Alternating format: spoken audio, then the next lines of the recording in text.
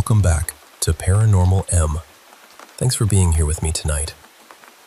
Before we start, please subscribe to the channel if you enjoy these stories and turn on notifications so you don't miss the next video.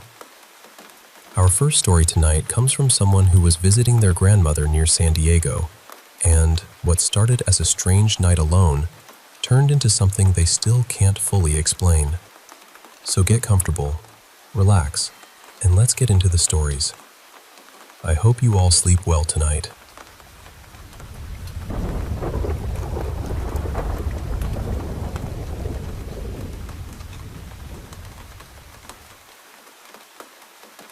So just to give you a little backstory, my grandma had been renting a handful of different places around the San Diego area for quite a while.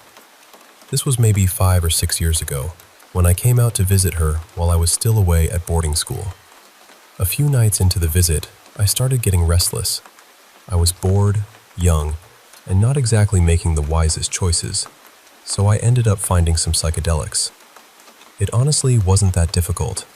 I got a strip of acid and some Molly, and at that point in my life, I was already pretty familiar with both. One night, I decided to party by myself. I know how that sounds, but at the time, I was feeling great. No weird energy, no bad thoughts, nothing heavy. I was staying at my grandma's house, and I wanted to go outside so I could call a few friends without being overheard. So I started walking down the stairs, just kind of amazed at how high I was, taking everything in. But as I got lower, I noticed something off to my left, right near the bottom of the staircase. There were 3 figures standing there. They were shadowy, almost smoky looking, and each one was a different height. They weren't solid exactly. They looked like they were made out of some dark vapor, just standing together in a row. And the strange thing is, I wasn't scared at first, not even a little. I remember thinking, well, this must be part of the trip. I had done these substances before, so I thought I understood what was happening. I even kind of laughed to myself. I might have said out loud, "I am so high." I walked down the rest of the stairs and moved closer to them. They didn't move. They didn't react. They didn't reach out or turn their heads or anything dramatic like that. They were just there, waiting at the bottom of the stairs. After maybe 30 seconds of standing in front of them, something shifted in me. That easy, playful feeling started to drain away. I remember suddenly thinking, wait, I've never had a trip like this before. That was the moment it stopped feeling like a hallucination. I reached my hand out toward one of the figures, almost like I needed to prove something to myself. My hand passed right through it, and the shape sort of broke apart, like smoke being disturbed. And the second that happened, this sharp bolt of fear shot straight through my body. It was instant, like my whole nervous system lit up. At that exact same moment, this bright, strobing light flashed from the kitchen down the hallway to my left. That was enough for me. I turned around and got out of there as fast as I could. The weirdest part is that the rest of the night was actually fine. I ended up wandering around the neighborhood, talking to friends, and somehow still had a pretty good night. But I never forgot what happened in that house. It stayed with me. When I got back to boarding school, I remember saging everything I owned because I had this awful feeling that I had picked up something dark. I don't really know how else to explain it. It felt like something had attached itself to me, or followed me, or at least brushed against me in a way it shouldn't have. And I know the substances make the story sound questionable.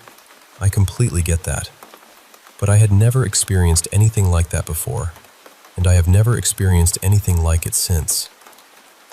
There was one more thing that really cemented it for me, though. A couple of days later, my dad and stepmom came to visit too. I hadn't told anyone what happened, because that would have meant admitting I'd been partying.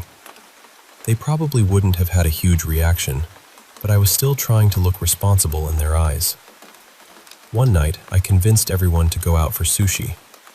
I was sitting in the back seat with my grandma on the way there, and out of nowhere, she started telling this story about when they first got the house.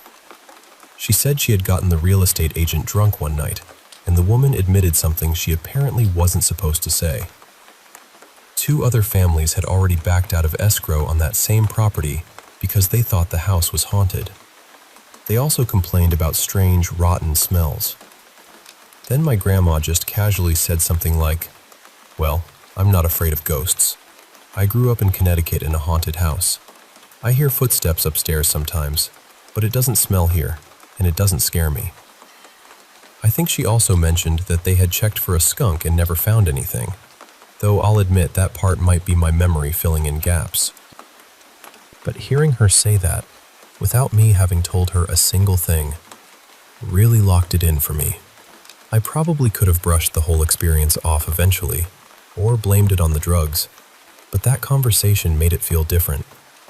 It made it feel real. And honestly, I still don't know what I saw. I just know that, even with everything I was on that night, it didn't feel like anything I had ever experienced before.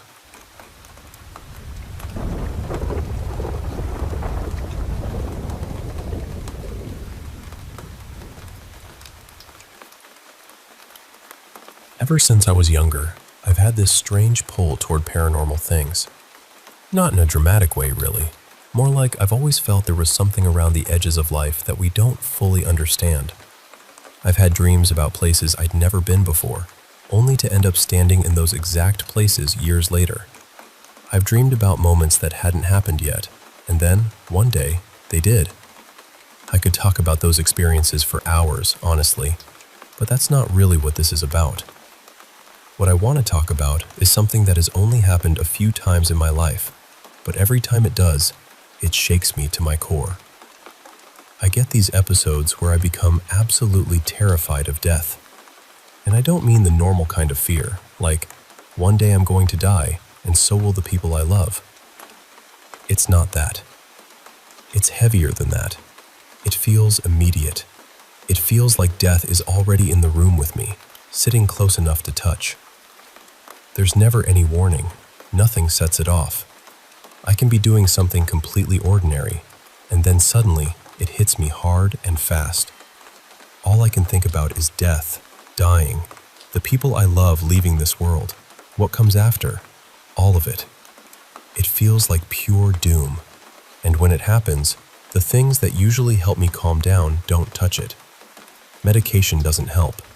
Cold showers don't help. Breathing exercises barely make a dent. The only thing that gives me even the smallest bit of peace is being outside. I know that probably sounds strange, but I mean it literally. I have to be near trees. I have to put my hands in the dirt. Sometimes I'll sit barefoot in the woods, just pressing my feet into the ground, trying to feel connected to something solid. Nature is the only thing that makes the fear loosen its grip, even a little. The episodes usually last around 4 or 5 days. Then someone close to me, or someone connected to my life, passes away. And after that, the episode just ends. Completely. Like a storm that vanishes all at once.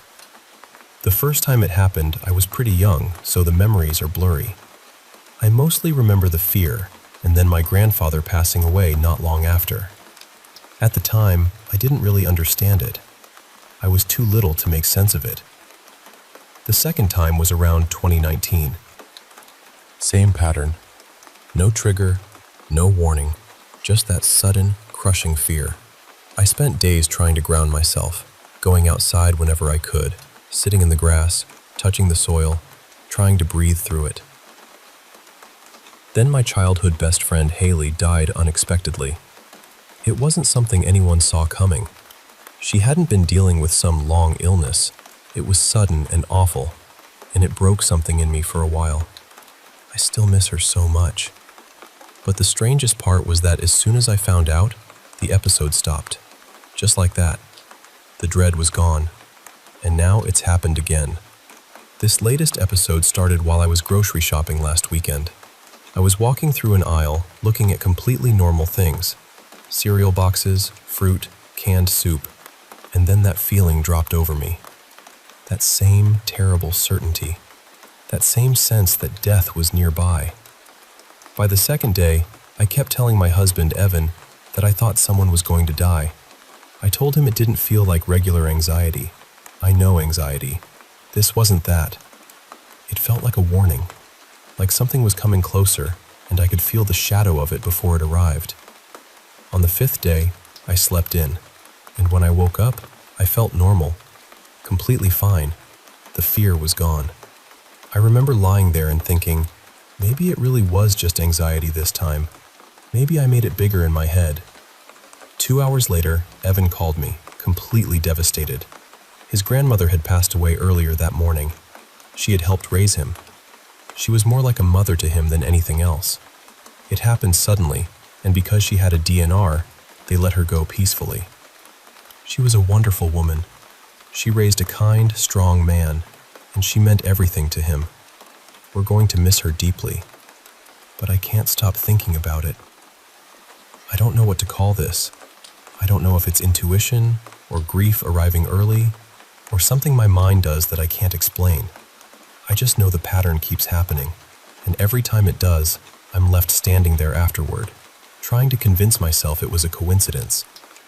But deep down, I'm not sure I believe that anymore.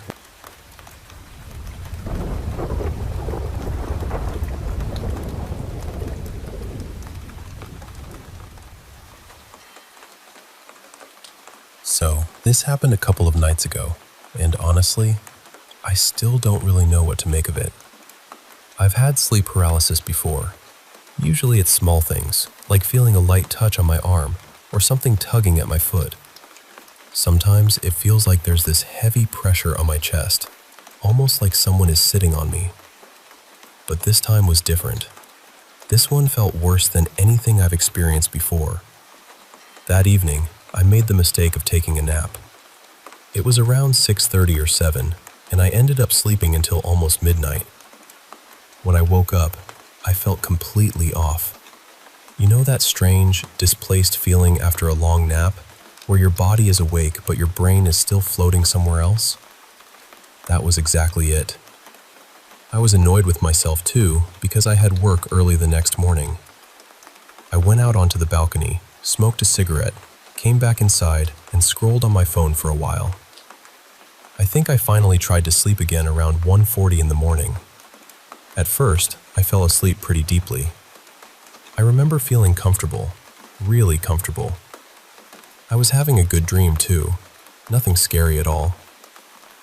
Then, out of nowhere, I felt someone tucking me in. Not in a sweet way, not gentle. More like someone was carefully pulling the blanket around me, sealing me in. I could actually hear the covers moving. I felt the fabric being adjusted around my shoulders, my sides, my legs. Then came the weight. Something heavy pressed down on me, right on top of my body. And just as that happened, I heard a laugh behind me. I couldn't see who it was. I tried to make a sound, and all I managed was this loud, strained groan. I was hoping whatever it was would stop, or let go, or back off. But then I heard a voice. It said, "Shh, sleep." It wasn't soft. It wasn't comforting. It was stern, serious, like a command. That's when I really started to panic. Part of me thought, fine, maybe I should just go back to sleep.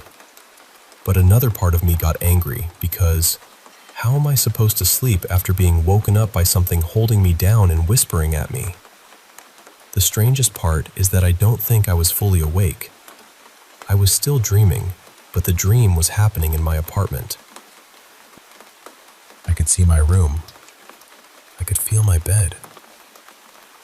Everything looked exactly the way it does in real life. In the dream, I kept trying to turn around. I wanted to see what was behind me. I wanted to know what I was dealing with. But every time I tried to move, my body went numb and weak, and I would collapse back into the bed like all the strength had been drained out of me. Then I heard my window closing. That's what really set me off. I can handle being scared. I can handle strange noises, pressure, voices, whatever. But don't touch my window. I always leave it open a certain way, and hearing it shut made something in me snap. I woke up immediately and looked over. The window was still wide open. After that, I tried to go back to sleep, but it wasn't easy.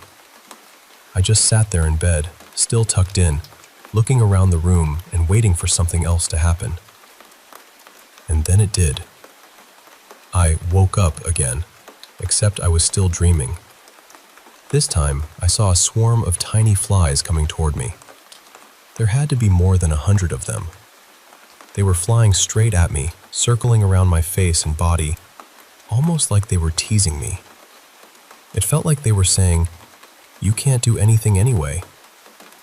Somehow, I woke up from that too. Or at least, I thought I did. Then I must have drifted off again, because the next thing I heard was footsteps coming up the stairs outside my apartment. Slow. Careful. One step at a time. The hallway lights weren't on. Everything was dark. Then I heard a key being pushed into my door, slowly. But I always leave my own keys in the lock from the inside, so there's no way another key should have worked. I heard it stop, like whoever was out there realized they couldn't get in. Then the key was pulled out. Again, slowly. And after that, the footsteps went back down the stairs and faded away. I could keep saying, "Then I woke up again, then I went back to sleep." But the truth is, at some point, I couldn't tell what was a dream and what was real anymore. That was the worst part. Everything was happening in my apartment, in my bed, around my own things. Living alone has its good sides, but nights like that make the silence feel huge. The last thing I remember was looking around the apartment, trying to find whoever or whatever had been messing with me. And near the window, the same window I had heard closing, I saw someone standing there. Not a person exactly. A shadow. Completely black, darker than the room around it, standing in the middle of my apartment and facing me. It didn't have eyes, but I could feel it staring. I barely slept after that. Every time I closed my eyes, another nightmare started. Usually, when I have nightmares, they're about my father chasing me. I know that fear. I recognize it. But this was different. Being laughed at, tucked in, whispered to, surrounded, watched by something I couldn't even see properly. That felt worse. I don't know what it was. I don't know why it keeps happening. I just know it scared me badly enough that I haven't really been able to tell anyone.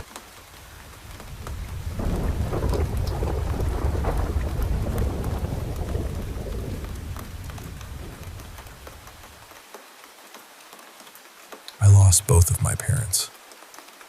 My dad has been gone for 11 years now, and my mom passed away a little over a year and a half ago. I've always had really vivid dreams. That's been true my whole life.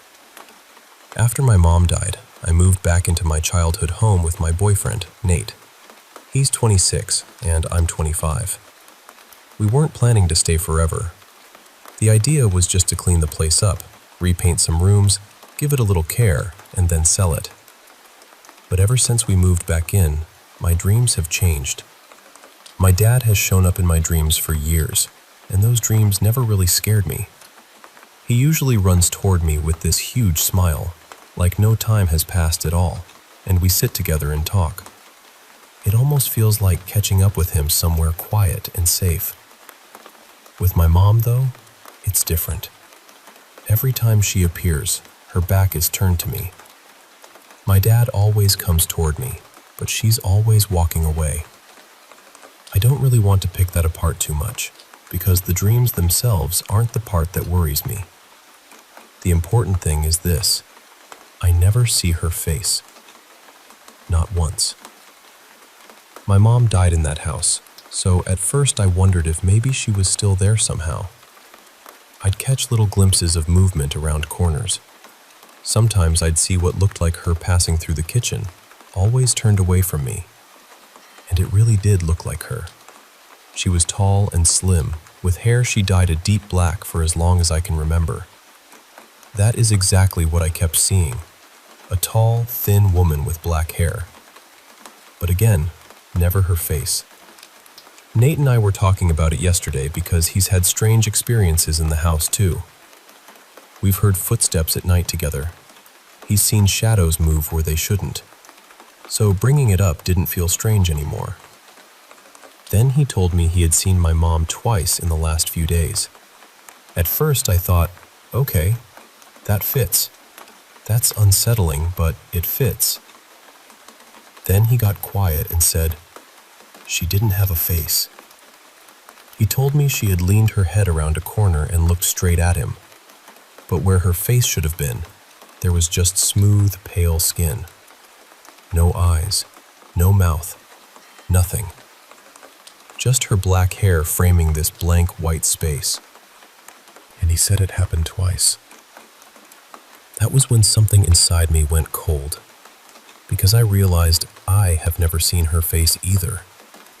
Not in the house, not in my dreams, never. Now I'm not sure it's my mom at all. I don't know what is in this house, but I'm starting to feel like whatever is here may just be wearing the idea of her, or using the outline of her. And that feels so much worse than thinking my mom might still be around. For context, neither of us is on medication. Neither of us has any history of hallucinations or anything like that.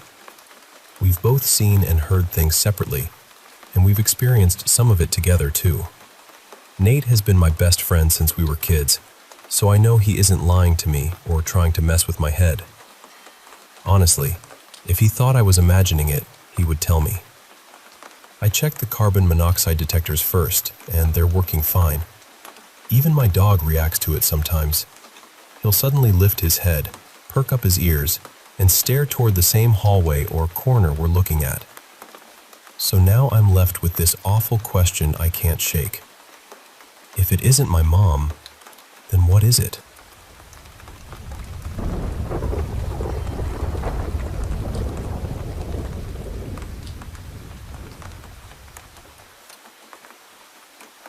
I've been thinking a lot about how much one person can affect your life, and honestly, it still surprises me. I don't mean just emotionally or mentally. I mean in a way that felt deeper than that, almost like something around me started shifting the moment she entered my life. About 4 years ago, I was assigned a support worker through an assisted living service. I'll call her Marin. At first, I didn't know what to make of her. She seemed ordinary enough, but after she became involved in my life, things slowly began falling apart. My finances started getting worse. My housing situation became unstable. Friendships and professional connections began to strain or disappear, and every time Marin came to see me, something bad seemed to happen not long afterward. I know how that sounds. I really do. But it was never just one thing. There were near accidents, injuries, people suddenly turning cold toward me, unexpected bills that drained my savings. I lost my old job when the company downsized. My landlady, who had once been reasonable, abruptly turned against both me and my housemate. And recently, something happened with my foot. I've always been someone who walks a lot, someone active, someone who needs that movement. But now I'm using walking sticks because of a strange injury that might be rheumatic. It came out of nowhere, shortly after I saw Marin again. The earliest thing I remember was with my official case manager. He had been kind to me in the beginning, almost fatherly in the way he cared. He listened. He made an effort. But after only a few weeks of dealing with Marin, something in him changed. I was there during the meeting, and nothing bad was said. Nothing dramatic happened. Yet afterward, it was like he simply gave up. On the work, on himself, and on me. Before Marin, I had received support for nearly 10 years without this kind of chaos. But after she came into the picture, one support worker after another seemed to burn out, quit, or withdraw. It felt like anyone who had close contact with her got pulled into some strange current of bad luck. There was also a doctor she came with me to see once. After that appointment, that doctor stopped taking me seriously. Even though I have rheumatism and several officially diagnosed physical conditions, she began blaming everything on psychological issues and refused to sign me off sick anymore. For a long time, I tried to explain it away. I told myself I was imagining patterns. I told myself life was just hard. But then Marin completely lost her temper with me, and something inside me finally snapped awake. I canceled her support. I removed her from my life. And then, almost immediately, things started changing. I began climbing out of debt. I started caring for myself again. My health became a priority instead of something I was too exhausted to manage. Material things began improving. Paperwork I had been waiting on finally started moving. Doctors began listening to me again. Most of all, my motivation came back. It felt like air returning to a room that had been sealed for years. That's why I don't think this was simply about her bad-mouthing me behind my back. It felt more energetic than that. I could feel the difference in my own body once she was gone. I felt lighter, freer, more myself. Now there's one final meeting tomorrow, and even though I know I'm strong enough to get through it, I can already feel that heavy uneasiness creeping back in. It's strange, because part of me feels steady, but another part of me is nervous in a way I can't fully explain. I know Marin works a lot with crystals and keeps herbs in her home, and I keep wondering whether there was something darker going on, something intentional, something I don't have language for. I'm not asking anyone to think I'm crazy. I just know what I lived through. The whole situation was bizarre on so many levels, especially the way that, only hours before this final meeting, the same dark feeling has returned. But this time, I'm not the same person I was before. This time, I know what it feels like to be free.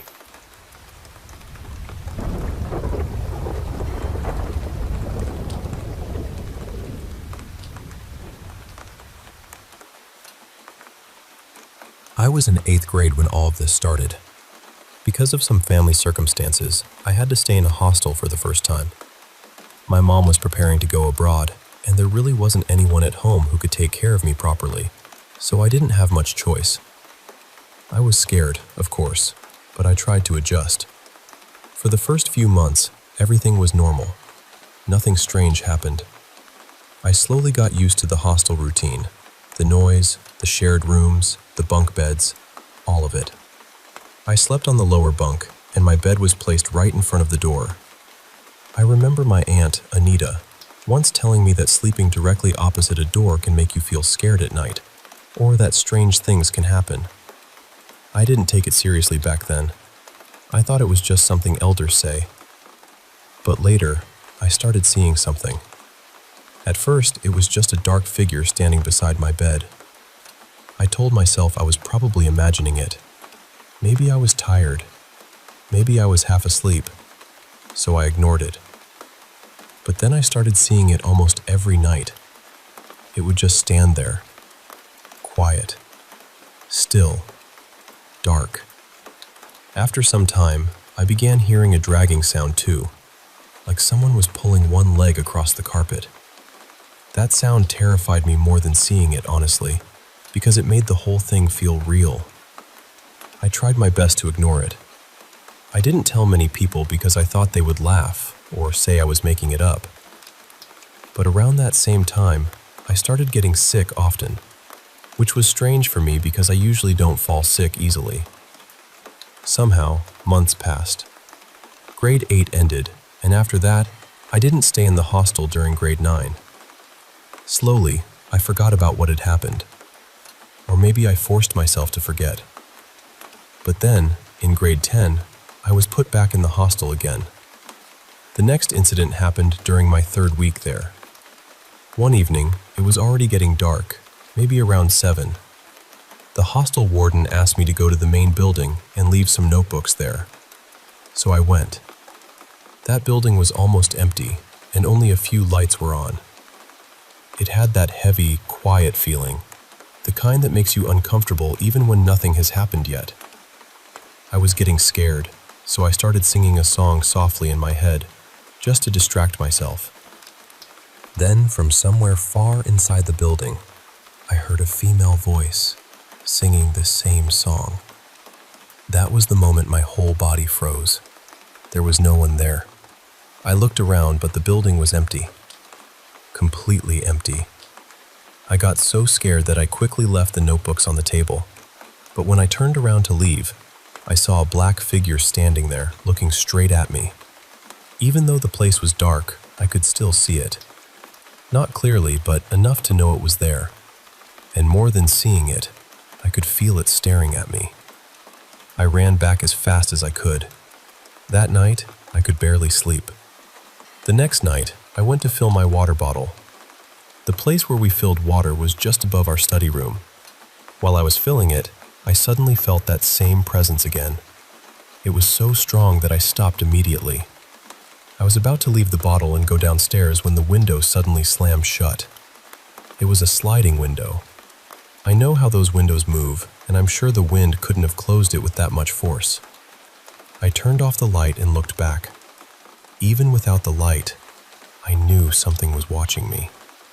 Then I realized it was standing near the same side where I had been filling water. It didn't have a proper shape, so I can't really explain what it looked like. It was just dark, like a shadow that didn't belong there. I ran out again. Later, we used to have night classes. My seat was right in front of the door, with my back facing it. During class, from the corner of my eye, I saw a black figure standing at the doorway. After that, I changed my seat. One night, around 8 or 9, the lights went out. I was standing near the door, and there was just a little bit of light coming from outside. In front of the door, there was a pillar with a mirror on it. Suddenly, I felt that presence again. I looked into the mirror, and there it was. That figure was standing in front of the mirror, watching me.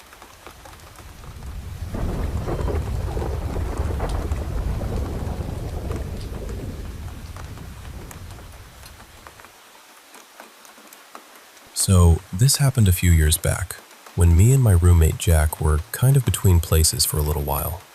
Not homeless in the dramatic sense, nothing like that. We just had this awkward stretch where our old lease had ended, but the new apartment still wasn't ready.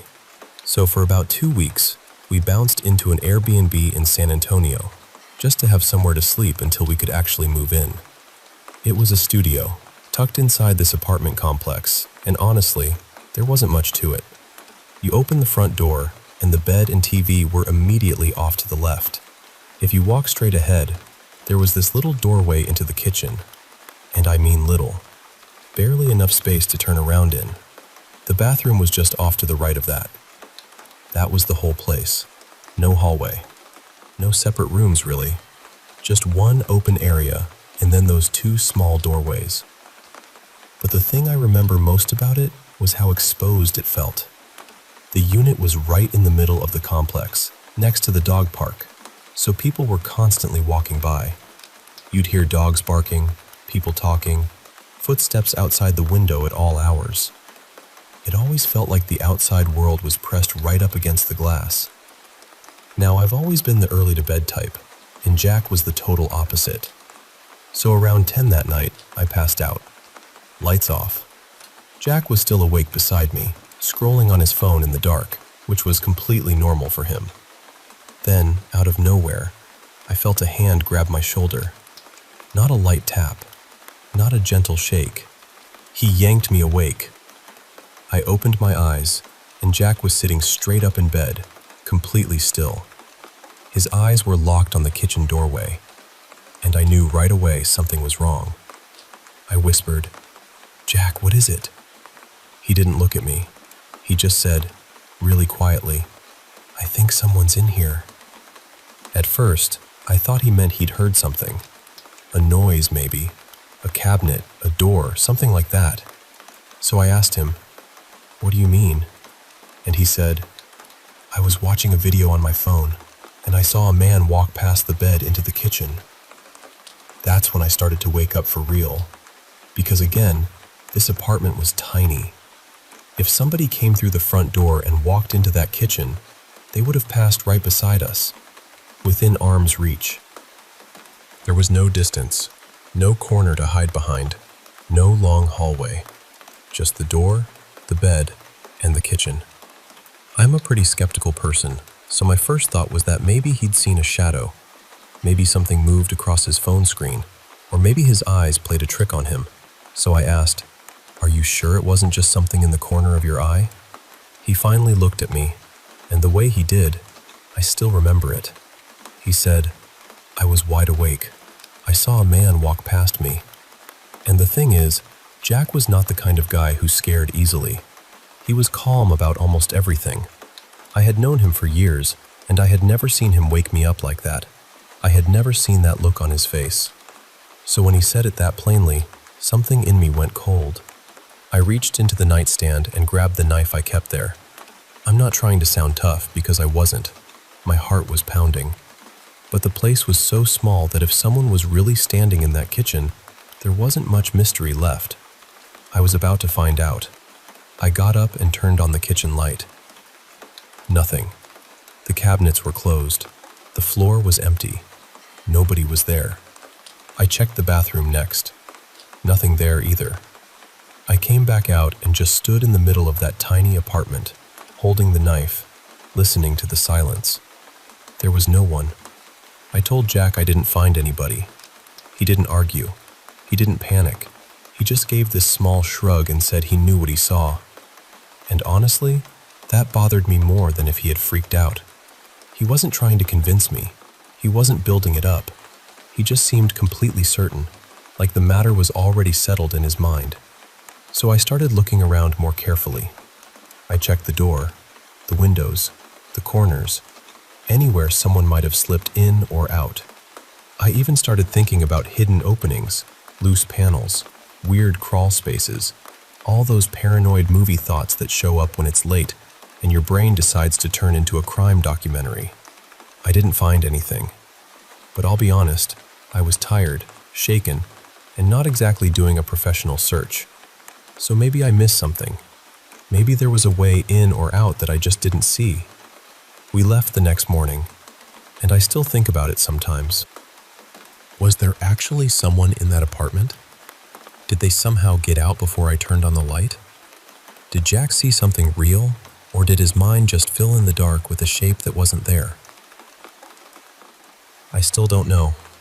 All I know is, whatever he saw, I never found it. And part of me is still glad I didn't.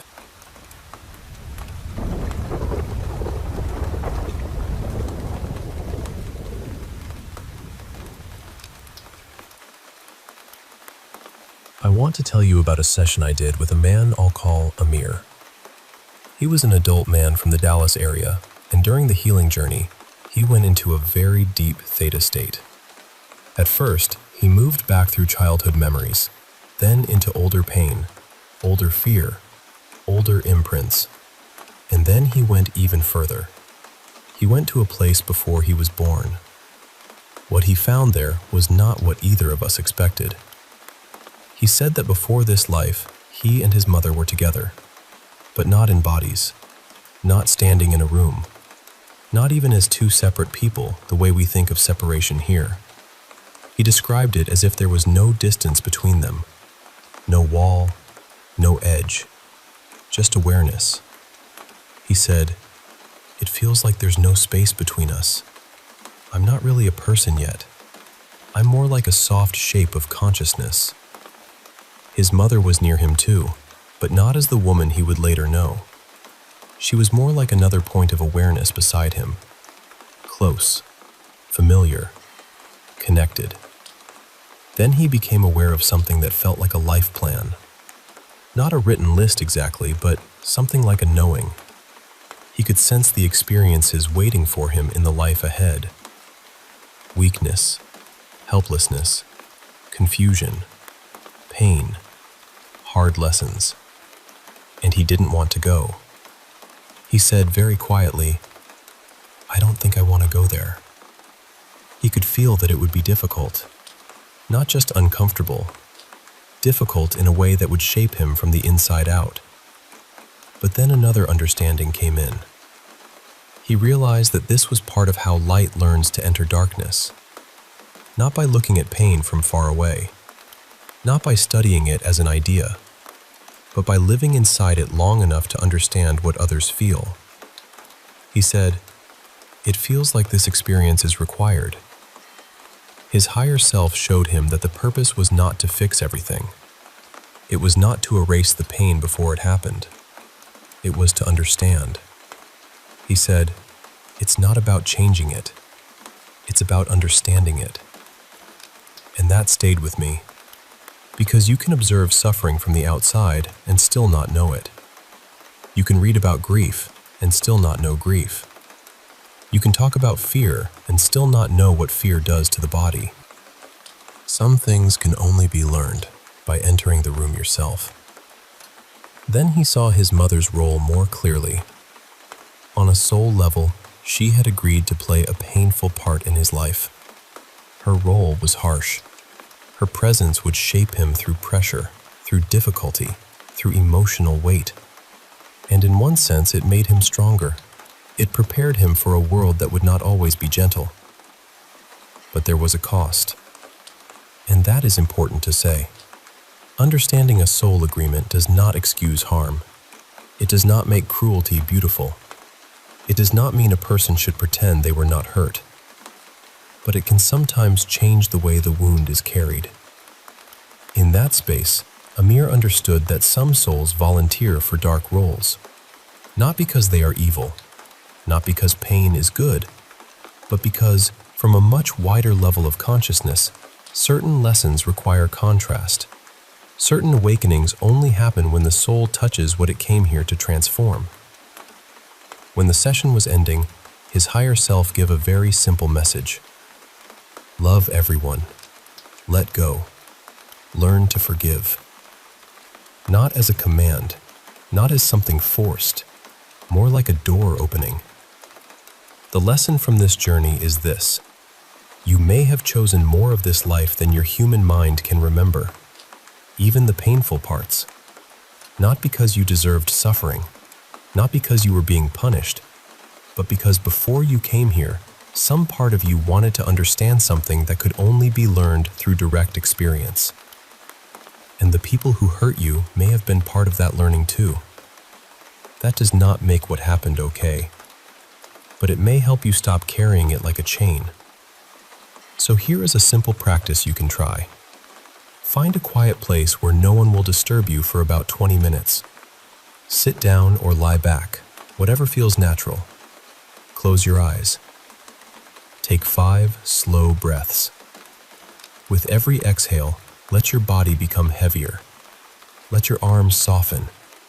Let your legs sink. Let your head rest fully into whatever is supporting you.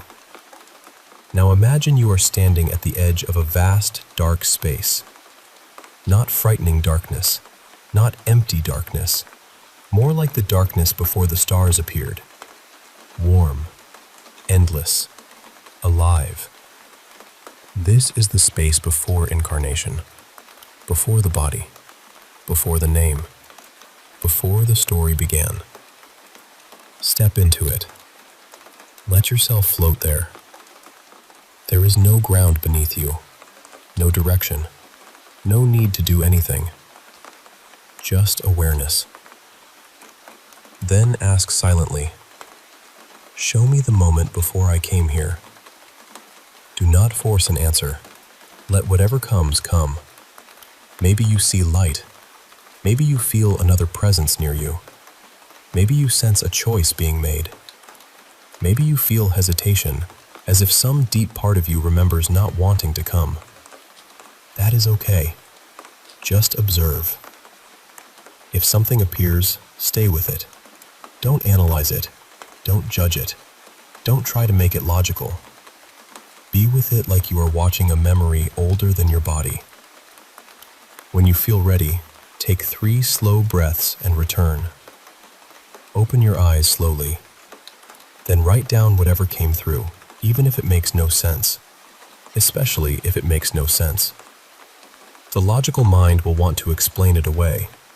Let it be strange for a while. Try this for 7 days in a row. The first time, you may see nothing. That is completely normal. Sometimes the door opens only after we stop pushing on it. By the 3rd or 4th day, something may begin to surface. A feeling, an image, a knowing, a quiet memory that does not seem to belong to this life. Trust what comes gently. You do not have to prove it. Just listen.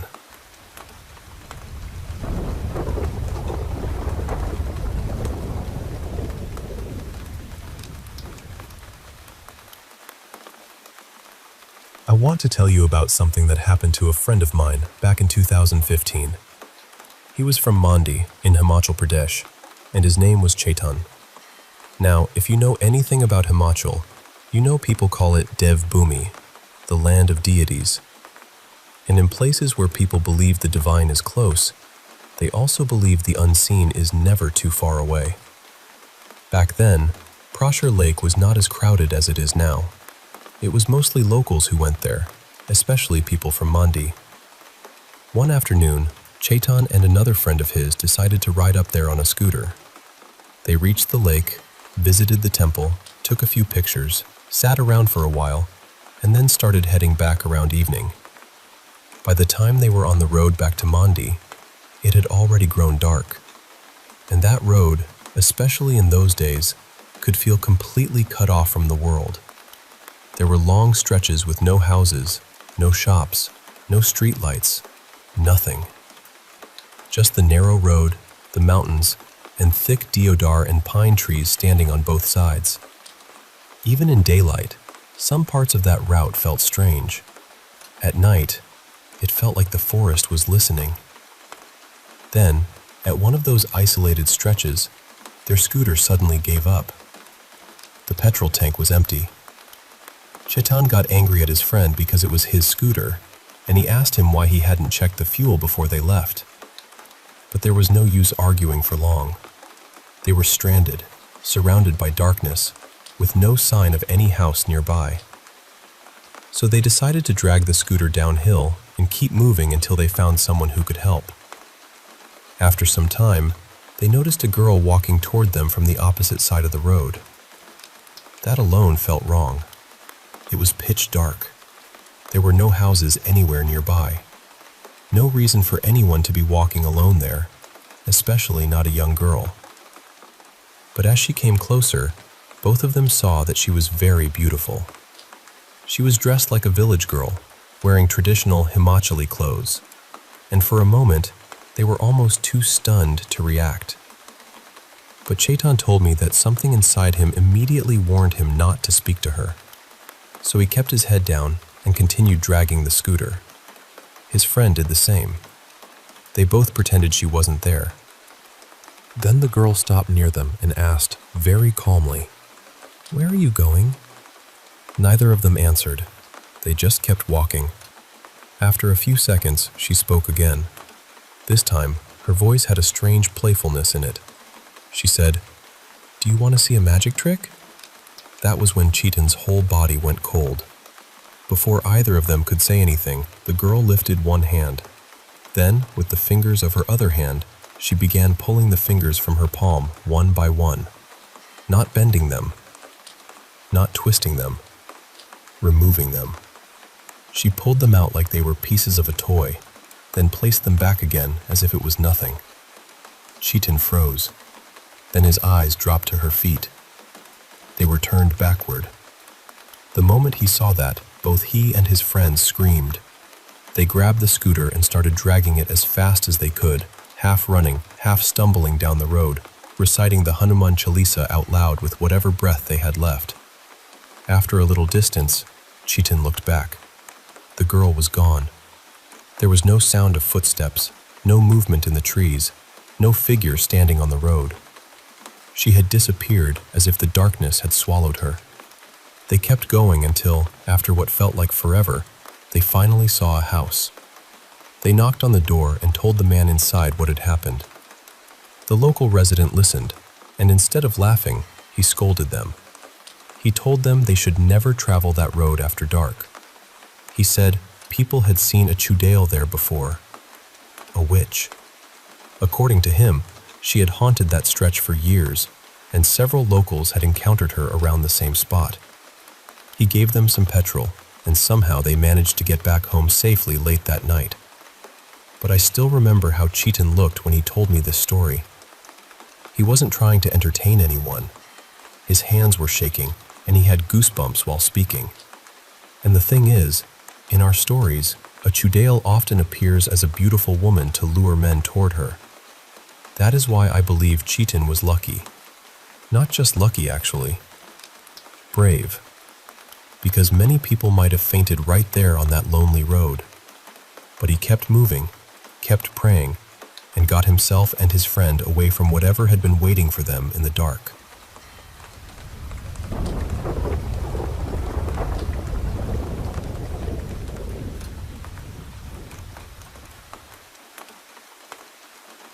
You know, ever since I was old enough to understand the world, I never actually saw them with my own eyes. Not once. But my family did, or at least, they came close enough that the fear settled into our house like damp air. And even now, after all these years, whenever I think back to that old cinema, I still feel something cold move quietly through my chest. When I was little, my family lived in a small village near the Ochi River. People called the place Bai Riverside. My mother raised silkworms at home, mostly to keep herself busy, while my father worked as a projectionist at the town cinema. He only came home once or twice a week. Most nights, he slept in the front building of the theater. Around 1989, the county town started building new apartment blocks. Back then, there was a policy that if you bought one apartment, 2 people in your family could change their rural registration into urban registration. To my parents, that sounded like a doorway opening for my younger brother and me. They wanted us to become city residents someday, to have a steadier future. So they gathered every bit of savings we had and rode their bicycles into town to pay the deposit. But when they arrived, the person handling the payment wasn't there.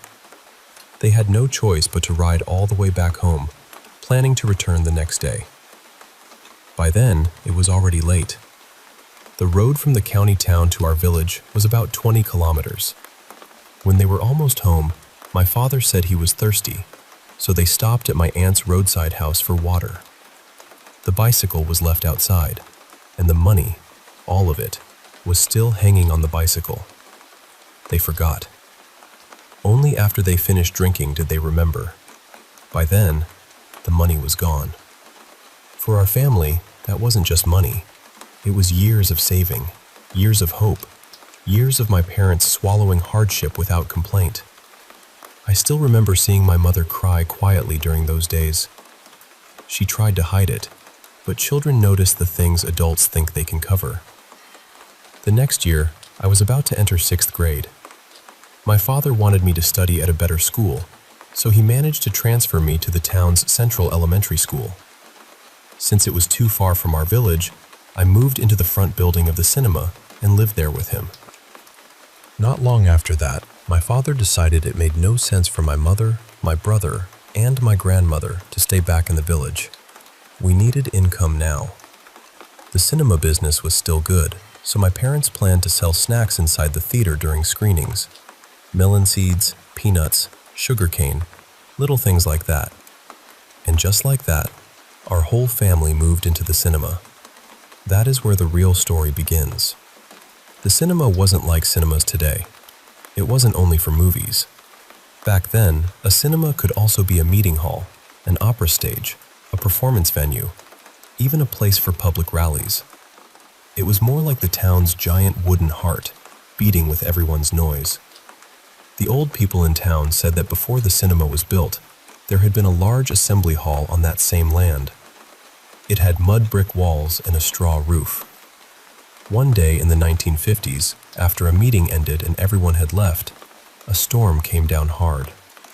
Thunder rolled over the town, lightning struck, and the whole building collapsed. When people cleared the ruins, they found snakes. Not one or two, countless snakes. Dead snakes under the rubble, dead snakes beneath the foundation, layer after layer of them. The government sent people to haul them away by the cartload and bury them somewhere else. Later, the cinema was built right on that same foundation. It was the grandest building in town then. There was a front building, the main auditorium, and a rear stage building. The front and back sections were 2 stories tall, while the auditorium was 1 story but very high and hollow. The floors and stairs were made of wood, and whenever you walked, they creaked like they were answering you. At first, we lived in the front building. For the first few months, everything felt new. My grandmother, my mother, my brother, and I were still getting used to town life. But after you live in a place long enough, the stories begin finding you. People said strange things had happened in that cinema. One story was about a woman whose son had been sentenced during a public rally held there. She believed he had been wrongly accused. During the rally, she shouted again and again that her son was innocent, begging the authorities to reopen the case. No one listened. They dragged her out for disrupting the proceedings.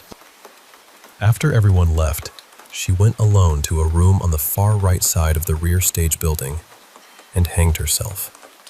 Her body stayed there for days before anyone found her. I've thought about her many times. A person doesn't choose that kind of ending unless the pain inside them has nowhere else to go. Then there was another death. In the early 1980s, the cinema was packed almost every night. People didn't have televisions or DVDs then. Movies were a window to the outside world, and everyone wanted to look through it. But the town also had gangs. Young men with tattoos, groups with names like the Green Dragon Gang, the Renzi Gang, the Plum Blossom Gang. They were everywhere, and the cinema was where young men liked to show off. One night, a fight broke out between 2 groups. The front rows turned into chaos. People stood up, shouted, climbed onto chairs to watch. A young man sitting near the back wanted to see what was happening. He stood on his seat. Then he climbed higher, onto the backrest. But above him, one of those huge ceiling fans was spinning. Everyone was watching the fight, so nobody saw it happen clearly. They only noticed when he fell. The screams that followed were louder than the fighting. That young man had nothing to do with the gangs. He was just watching a movie. Gone. Just like that. After hearing those stories, I kept telling myself that both deaths had happened in the auditorium or the rear building. We lived in the front. Surely, if there really were things there, they wouldn't come to us. That was what I told myself. Then one evening, my aunt came to visit. There was a movie that night, so after dinner my mother went to prepare snacks. My father went to clear the theater, and my brother ran out to play. My aunt didn't know the layout of our rooms yet, so she quietly asked my grandmother, "Is elder brother still sleeping in that room?" My grandmother said, "No, he moved downstairs." I was confused and asked, "Moved from which room?" Nobody moved. My grandmother quickly said my aunt had just mixed things up, and then she gave my aunt a look. The kind adults give when they want someone to stop talking. But my aunt didn't notice. The kitchen light was dim, and she was terribly nearsighted. So she continued, "You haven't seen that thing again, right? Some things are better believed than ignored." My grandmother's face changed at once. She said, "No more, no more," and hurried me away to do homework. That moment frightened me more than all the rumors, because suddenly, the stories weren't just stories.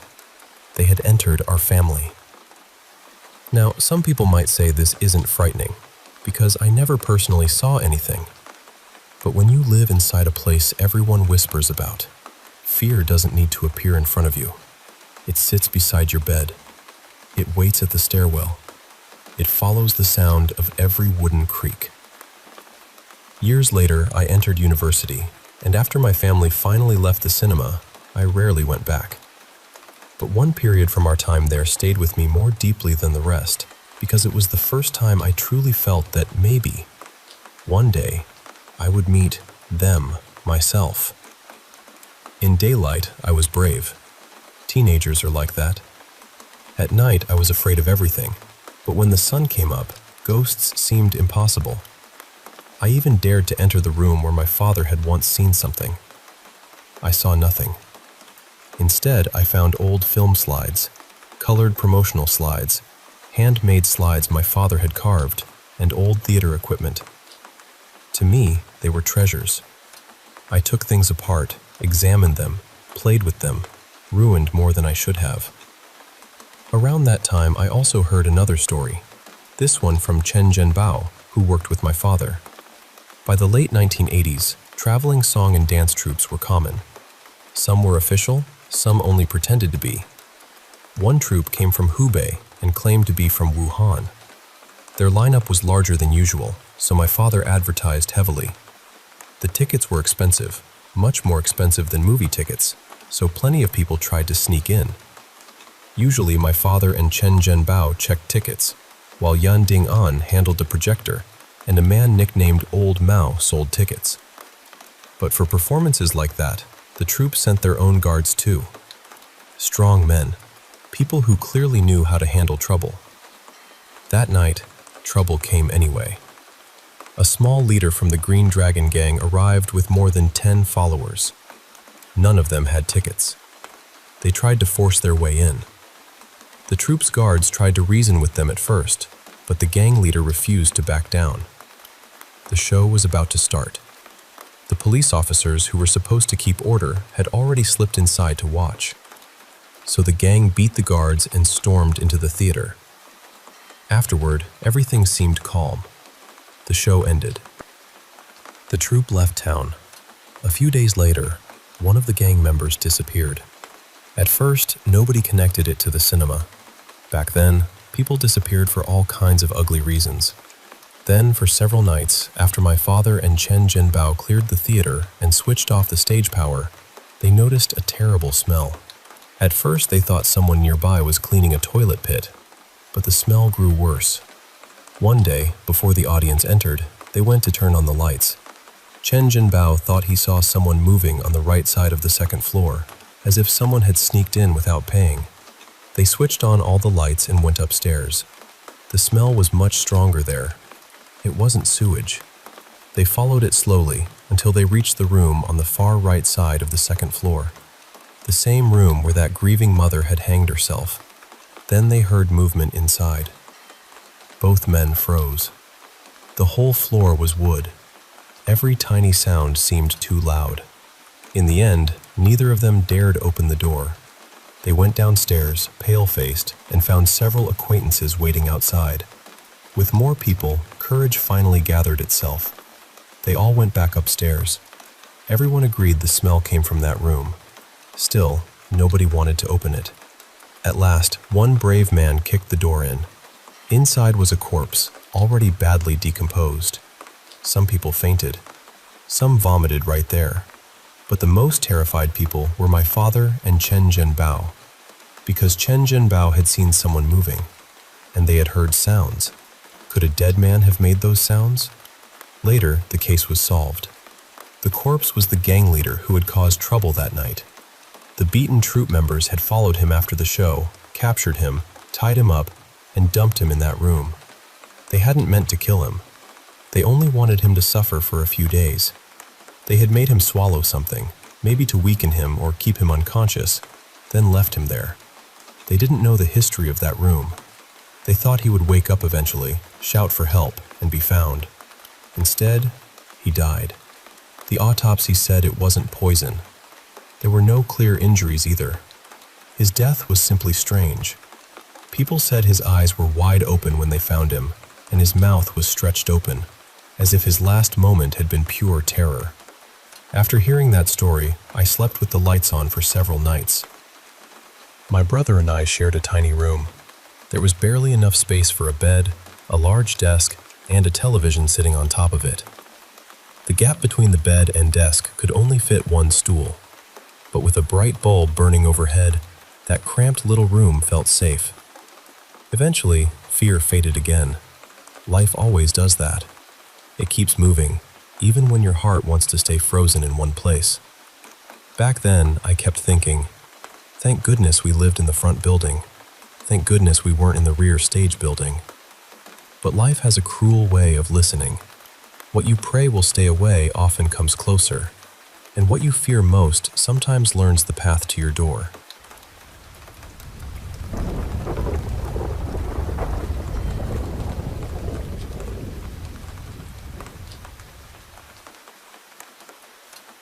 Okay, so this started about a year ago. The first time anything happened, I was just lying in bed, texting a couple of friends. You know that strange feeling you get when it seems like someone is watching you, and without even thinking, you look up? That's what happened. I looked toward the corner of my room, and I saw a man standing there. But he didn't look like a normal man. He looked burned, like his whole body had been damaged somehow. At first, I tried to tell myself it was nothing. I thought maybe I'd been staring at my phone too long, and my eyes were just turning a pile of clothes or shadows into a person. But then he moved. He started crouching down, twisting himself backward, almost like he was lowering into a bridge. And as he did it, he seemed to shrink. At first he looked tall, maybe around 6 feet, but then he looked smaller. Not tiny exactly, but closer to the size of a child. Then he rushed toward my bed. It happened so fast. I panicked and turned my phone screen toward him, using the light from it, and he was just gone. I really thought that was going to be the only time something like that happened. I wanted it to be the only time. But lately, I've been seeing other things. There's a girl I keep noticing, or at least I think it's a girl. Sometimes I hear her laughing when I'm completely alone. And then there's this shadowy man. I'm almost positive he wears a boater hat. I didn't even know what that kind of hat was called at first. I had to search for a while because I know absolutely nothing about hats. But when I finally found the right one, I felt this weird little relief. Like, okay, at least I know what I'm seeing. Tonight, I was alone again. I actually felt pretty calm because it had been about 3 weeks since I'd seen or heard anything. I was sitting there sketching, just trying to relax when I heard it. A girl crying. At first, I tried not to react. I told myself it was probably nothing. Maybe it was outside. Maybe it was some weird sound from the building. But then I realized it was coming from behind the couch. I kept trying to talk myself out of being scared. I kept thinking, no, don't make this into something. Don't freak yourself out. But the crying kept going. So I put my sketch pad down and stood up. The second I did, it stopped. For a moment I thought maybe that was the end of it. But I was already done. I wasn't going to be the person in a horror movie who stays to investigate. I started getting ready to leave.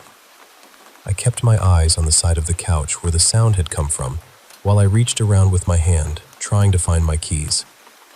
When I finally felt them, I glanced down for barely a second. And that's when I heard her laugh. It came from the couch. I snapped my head back so fast, and I saw this shadow moving along it. It reminded me of those scenes in movies where something invisible walks through a room, but you can still see the way it disturbs the air or casts a shape across the wall. That's what it looked like. I have an L-shaped couch, and I was sitting near one end.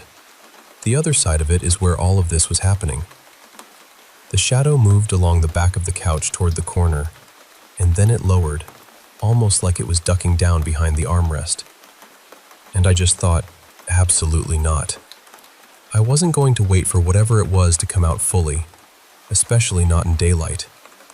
I'm scared enough when things happen in the dark, but seeing something like that when the room is bright? No, I couldn't do it. I ran straight to the door and didn't look back. I stayed outside for about an hour and a half before I finally got someone to go in with me, and checked the place. So yeah, I honestly don't know what's happening. I don't know if I'm losing it, or if there's something in my home, or if there's some explanation I'm just not seeing. I just really need someone to tell me what they think, because I don't know what to do anymore.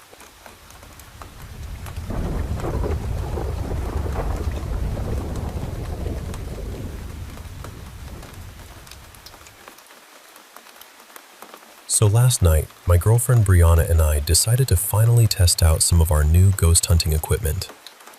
We've been wanting to check out Fort Lowell Park in Tucson for a while.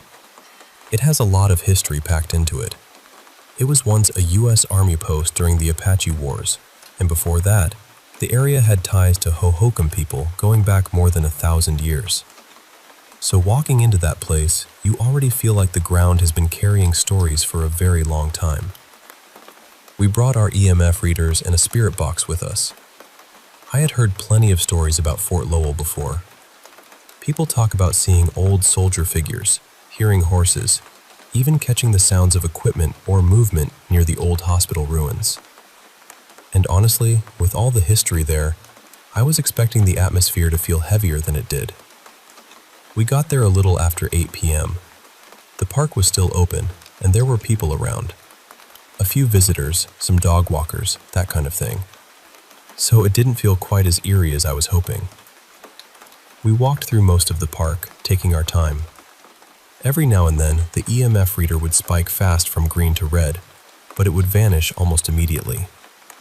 Just a quick little flash, like something tapping the glass and then disappearing. At one point, we were standing out in the middle of what's now a baseball field, and the reader moved up to yellow. That gave us a little hope, because we were away from obvious electrical sources. But we couldn't get much more than that. We tried the spirit box, but it was mostly useless. The radio stations kept bleeding through so badly that instead of white noise, it just became frustrating. We stood there listening, hoping for something clear, but nothing really came through. After a while, we decided to leave Fort Lowell and head downtown. We ended up near 6th Avenue and came across some older abandoned buildings. One of them was connected to the St. Augustine Cathedral area, an old religious education building. The cathedral itself is a major historic landmark in Tucson, so the whole area already had this quiet, watchful feeling to it. We walked around taking pictures and looking for any safe way to see more of the building. We stayed outside, moving slowly, trying to avoid power boxes or anything that could mess with the EMF readings. Even then, the reader started jumping from green to yellow to red. The real moment happened near the steps. We were standing at the foot of the building, asking simple questions, and the EMF reader went to yellow. At first, I thought it was just another random spike, but then it started reacting in a way that felt timed with what we were asking. The spirit box still wasn't giving us anything useful, but the EMF reader kept moving, almost like something was using the colors to answer. We asked whatever was there to show us it was present. That's when the reader jumped to red. Right after that, the temperature dropped. Not dramatically like in a movie, but enough that both of us noticed. Then we heard these faint sounds bouncing off the wall nearby. I couldn't make out words. It was more like muffled movement or voices just out of reach. We kept talking. The EMF colors kept rising and falling. It felt strangely interactive, almost like whatever was there didn't mind us being around. At one point, it seemed like it didn't want us to leave. We stayed there for over an hour and a half. Eventually, the responses got weaker. The reader stopped reacting as much, so we said goodbye respectfully and left. Now, after some of my past experiences, I really wanted this one to feel authentic.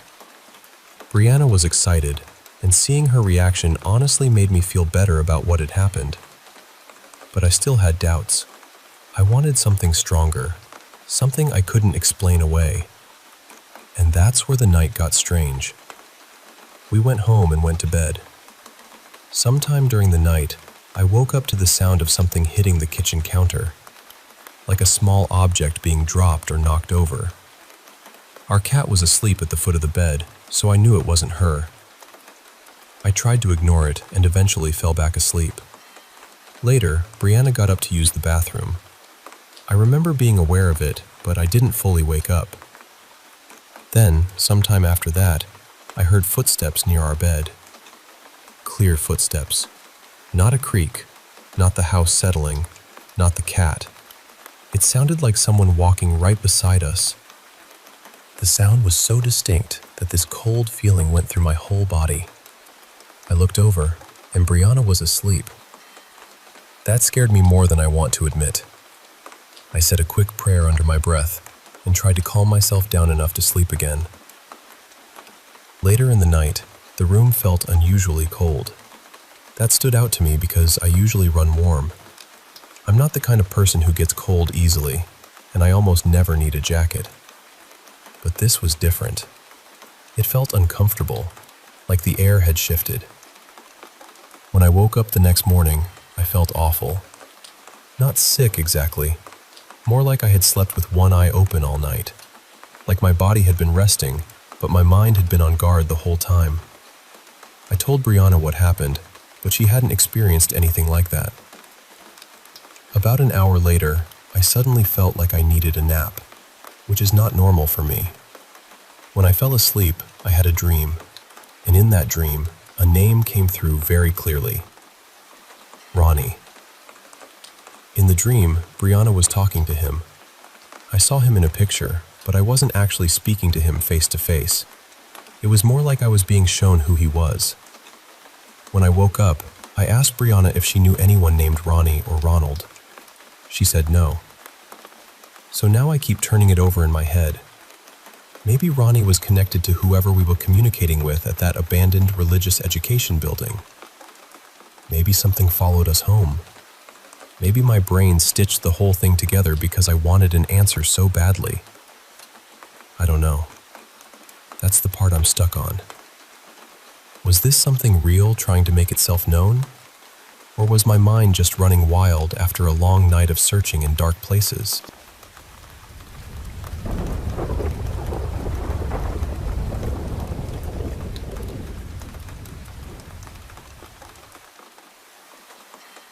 So, this happened in the old art building on campus, back when it was still standing. And when I say old, I mean old. The place was almost a century old and had originally been built as a gymnasium before someone, at some point, decided to chop it up into studios, classrooms, storage rooms, and whatever else they could squeeze into the bones of it. The layout made no sense. To get from one side of the building to the side with the working bathroom, you either had to go up a flight of stairs, cross through the second floor, then come back down another set of stairs, or you had to go outside and walk around the building. Neither option felt especially dignified at midnight. The whole place creaked and groaned constantly. Studio doors scraped across concrete. Some doors were held shut with chains and padlocks. The metal stairs had this one uneven step where metal turned into concrete, and I swear everyone tripped on it at least once. The lockers were these old, rattling metal things that sounded angry every time someone lifted the latch. People joked that the building was haunted, but not in a serious way. There were no big legends attached to it. The dorm across the street had the usual girl in white ghost story, but the art building was mostly known for leaks, dust, bad lighting, and probably several safety violations wearing a trench coat. I never felt scared in there. Not because of ghosts anyway. Creepy people and falling ceiling tiles, sure. Ghosts, no. A few years later, the university tore the building down after a donor paid for a new one. So if anything was haunting that old art building, it is now haunting a patch of weeds, dandelions, and mosquitoes. But this happened before all that. It was finals week, and I was working late in the ceramics studio. That was the only time I ever stayed that late, because finals turned everybody into a weird little raccoon with deadlines. I had been there all day. Earlier, the studio had been full of classes, other students, and people pretending they were not deeply behind on their projects. But by close to midnight, I was alone. I had my headphones half off my ears because I wanted to hear if someone came through doing light checks. That was sort of the unspoken rule. If you thought you were the last person in a space, you turned the lights off to save electricity. The switches were down a little hallway by the lockers, out of sight from the main room, and the tables made it annoying to get to them quickly. So I wanted to be able to yell, "Hey, I'm still in here," before getting plunged into darkness like some tragic clay goblin. The important thing is, I knew I was alone in that room. After maybe an hour, I had to use the bathroom. So I made the little pilgrimage to the newer addition, where the functional bathroom was. On the way, I passed the gallery and the sculpture studio. Their doors were locked and chained shut for the night. I went up the stairs, past the second-floor classrooms, down the annex stairs, used the bathroom, and came back the same ridiculous way. That trip gave me a good sense of the building. There were still a few people working in other rooms, based on the lights and the occasional noises. I was not alone in the building, which was honestly comforting. You needed an ID card to get in, but people are crafty, and I preferred the idea of a few witnesses nearby. When I got back to the ceramic studio, I worked alone for maybe another half hour. Then I heard footsteps.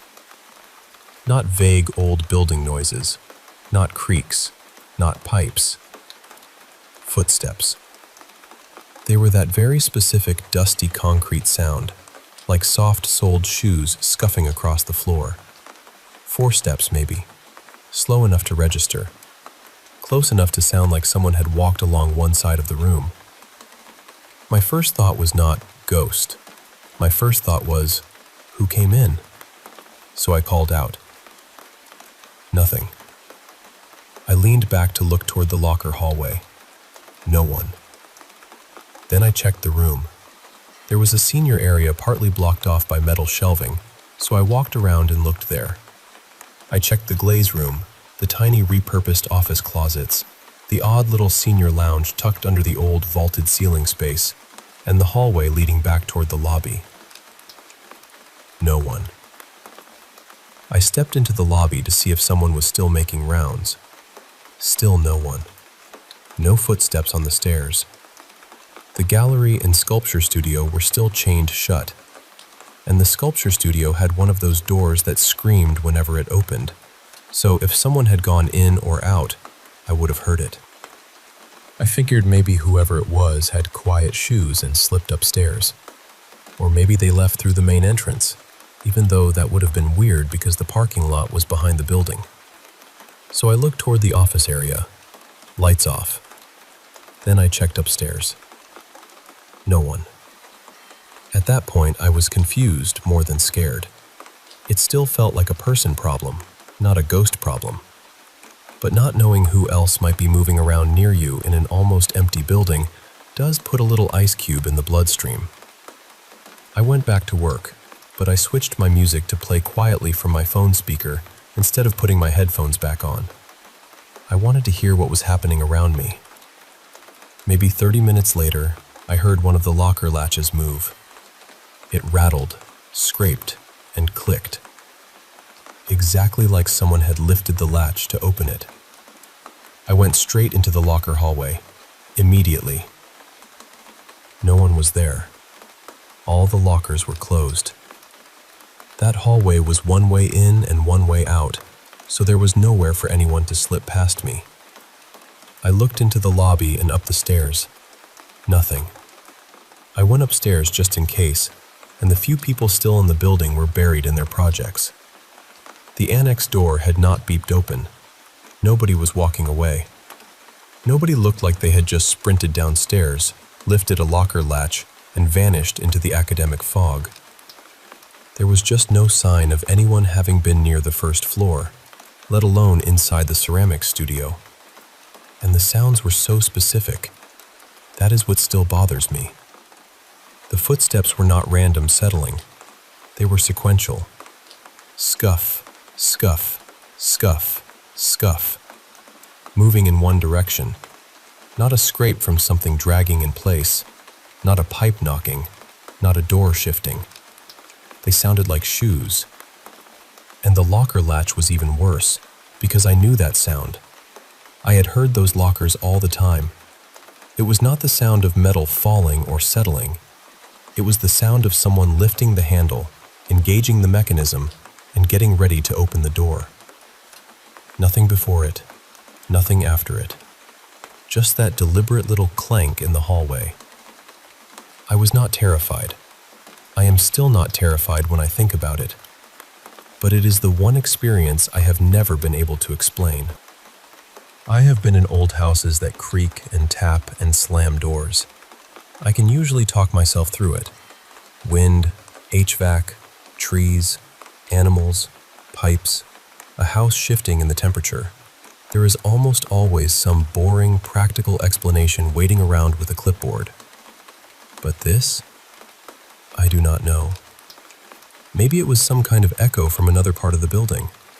Maybe it was the building settling in a way that perfectly imitated a person walking and then opening a locker. Maybe some impossibly quiet person was playing the world's least impressive prank.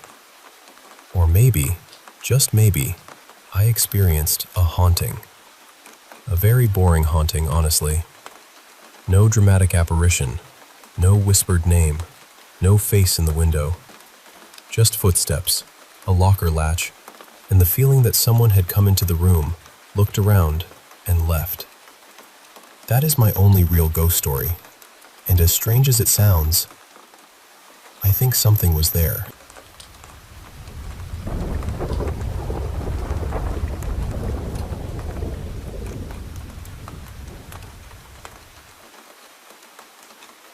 Back when I was in middle school, I studied at this old all-girls convent school, the kind of place where every hallway felt like it had rules baked into the walls. It was an English missionary school, very strict, very traditional, and honestly, a little intimidating even on normal days. The building itself was ancient, properly old.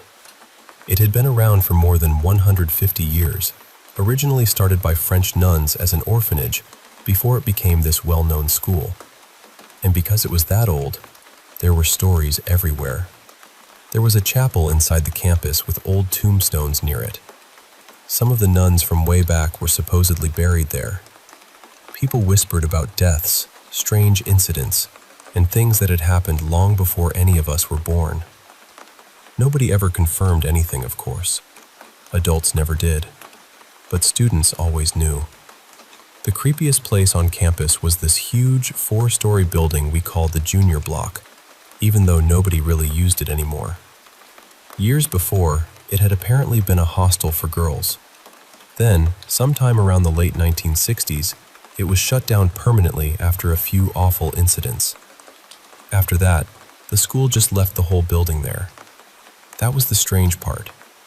Our school kept building new classrooms and expanding whenever they needed space, but that enormous building stayed empty. The rooms were massive, with high ceilings and dusty windows. Some doors were sealed shut. Others had old latches or rusted locks. We were told not to go inside unless a teacher allowed it, which, of course, made us even more curious. Then came our annual school concert. I was in the music group, and we needed a quiet room to practice. Every normal room was already taken by dancers, singers, or other performers, so our teacher finally gave us permission to use one room in that old building. We were excited, but there were rules. We could only use the assigned room. We had to tell a teacher before and after practice. We were not allowed to wander, and we had to return to class at least 15 minutes before dismissal. No excuses. There were 7 of us in the group, including me. For the first few days, we behaved. Mostly. But after a while, curiosity started tugging at us. Some days, after practice, we would sneak into the corridors and peek around. The whole place felt abandoned in a way that was hard to explain. Not just empty. Watched. One afternoon, we found a latched room on the 4th floor. It was not locked. That was enough for us. We opened it and went inside, expecting another dusty old classroom. But at the far end of the room, we saw something none of us expected. A staircase. A whole narrow staircase hidden inside the room, leading down into darkness. We knew we should have left right then. We really did. But 3 of us decided to go down, including me. 2 girls stayed near the top, and the others went back to the practice room to cover for us in case a teacher came looking. We only had 1 phone for light. The staircase was so narrow that 2 people could barely walk side by side. I remember the air getting colder as we went down. At first, we thought the stairs would lead to the ground floor, but they didn't.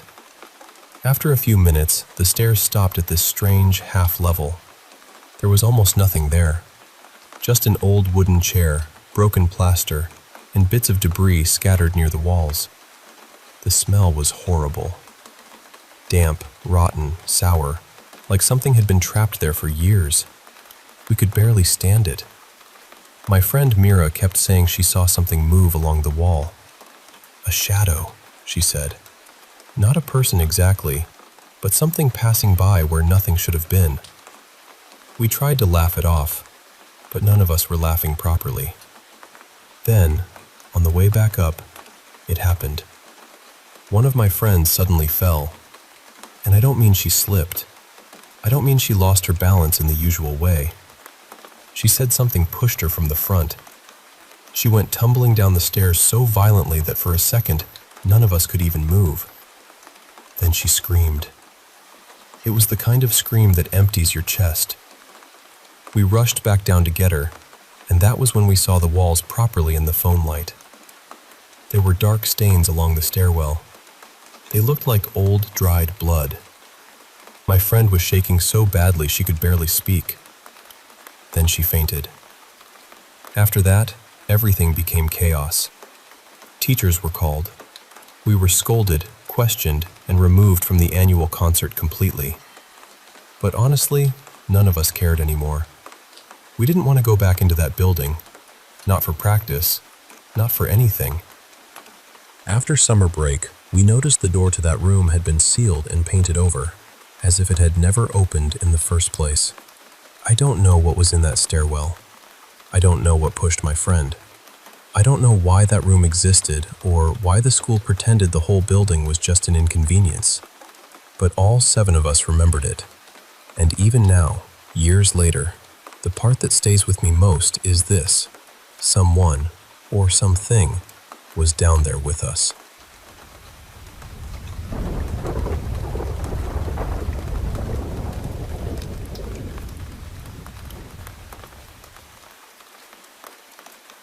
I remember the door being open. That was the first thing that felt wrong. Not the darkness, not the cold, not even the girl sitting inside with that calm little smile on her face. It was the door. It was wide open, pushed back against the wall like someone had left in a hurry and never found the courage to return. And inside that house, beneath the floorboards, Father Corin was still alive. That's the part that has stayed with me. Not that something had hurt him, not even that it had broken him. It was that whatever was inside that girl had broken him, then kept him breathing, kept him sitting down there in the dark with his eyes open and his prayers emptied out. Because a dead priest is only a body, but a living priest who can no longer believe? That is a warning. And I knew, the moment I stepped inside, that the warning was meant for me. My name is Father Alden. Before that night, I had performed 4 exorcisms. I had never failed. I traveled nearly 2 days through the October cold to reach that farmhouse, and by the time the road gave up, I had to walk the last stretch alone. The fields around the place were bare from harvest, and the wind moved over them like it had been waiting for someone specific. When I reached the house, there was 1 lamp burning in the front room. And there she was, 14 years old, dark hair, a small scar near her brow, just like the bishop's letter had described. She sat at the table with her hands folded in her lap, and she smiled at me.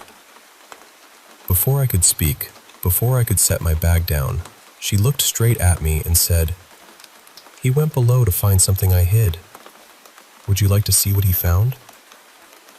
I should have turned around right then. I know that now. But I didn't.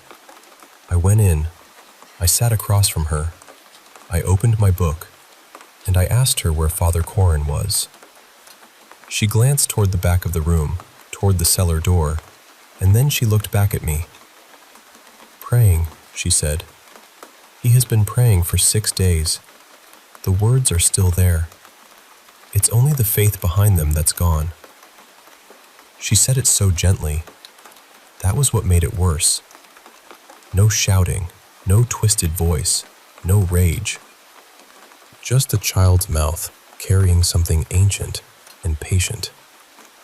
I began the rite. She let me. That, more than anything, frightened me. In the other exorcisms, there had always been resistance, screaming, mockery, violence, some sign that the prayers had struck something. But this girl simply sat there. She watched me the way someone watches rain hit a window. The words filled the room and went nowhere. The lamp did not flicker. The walls did not tremble. She did not move. And beneath my own voice, beneath the Latin and the training and all the certainty I had built my life upon, one quiet question began to rise. Why isn't it afraid? I read for an hour. Then she said, almost kindly, He's still down there. You can check on him if you like. I kept reading. She tilted her head a little. When he first came, he asked what I wanted. I told him the truth. I always tell the truth. It's the only thing I have that men like you are afraid of. I tried not to hear that. But some sentences don't pass through you. They lodge. After the second hour, I stopped. Not because I was tired. Not because my voice had failed. I stopped because the silence between the prayers had become louder than the prayers themselves. So I stood, took the lamp, and went to the cellar. The handle was iron, cold enough to sting. When I pulled the door open, a smell rose from below. It wasn't rot. It wasn't damp. It was something older than both, something the body understands before the mind can name it. I went down. Father Corin was sitting against the far wall with his knees drawn up. His hands were open beside him, as though he had been holding something precious for a long time and had finally let it fall. He was alive. His eyes were fixed on a water barrel in the corner. I said his name. Slowly he looked at me. "Don't look in the water," he whispered. His voice was almost gone. "It shows you what you are, not what you pretend to be, not the story you tell yourself, what you are underneath all of it." He swallowed, and his eyes drifted back toward the barrel as if it were pulling him. "I looked," he said. "Then I tried to pray. The words were there, Alden. Every word. But the thing that made them more than words." He couldn't finish. He didn't need to. I understood. I went back upstairs and closed the cellar door. The girl was still waiting at the table. I sat down again. I found my place in the book. My thumb rested in the worn crease of the page, where it had rested so many times before. Then she whispered, "The barrel is behind you now." I said nothing. "You could look," she said. "You could know. Isn't not knowing worse?" I began to read again. My voice was steady. My hands did not shake. But something inside me had shifted. Not broken. Not yet. Just shifted. Like ice underfoot, beginning to remember it was water. She smiled. "Father Corin lasted 8 days before he looked," she said. "You may last longer. I think you will." Then she leaned forward, just a little. "But strength is only a longer road to the same door." I kept reading deep into the night. She waited. She had the cellar. She had the barrel. She had Father Corin breathing in the dark beneath us. And now she had planted a question in me. That was her real weapon. Not claws, Not screams, not blasphemy. A question. A small, patient thing with roots. And I knew, even as I prayed, that once a question like that finds soil, it does not stop growing. Not in darkness, not in silence, not even inside a man who believed himself fortified.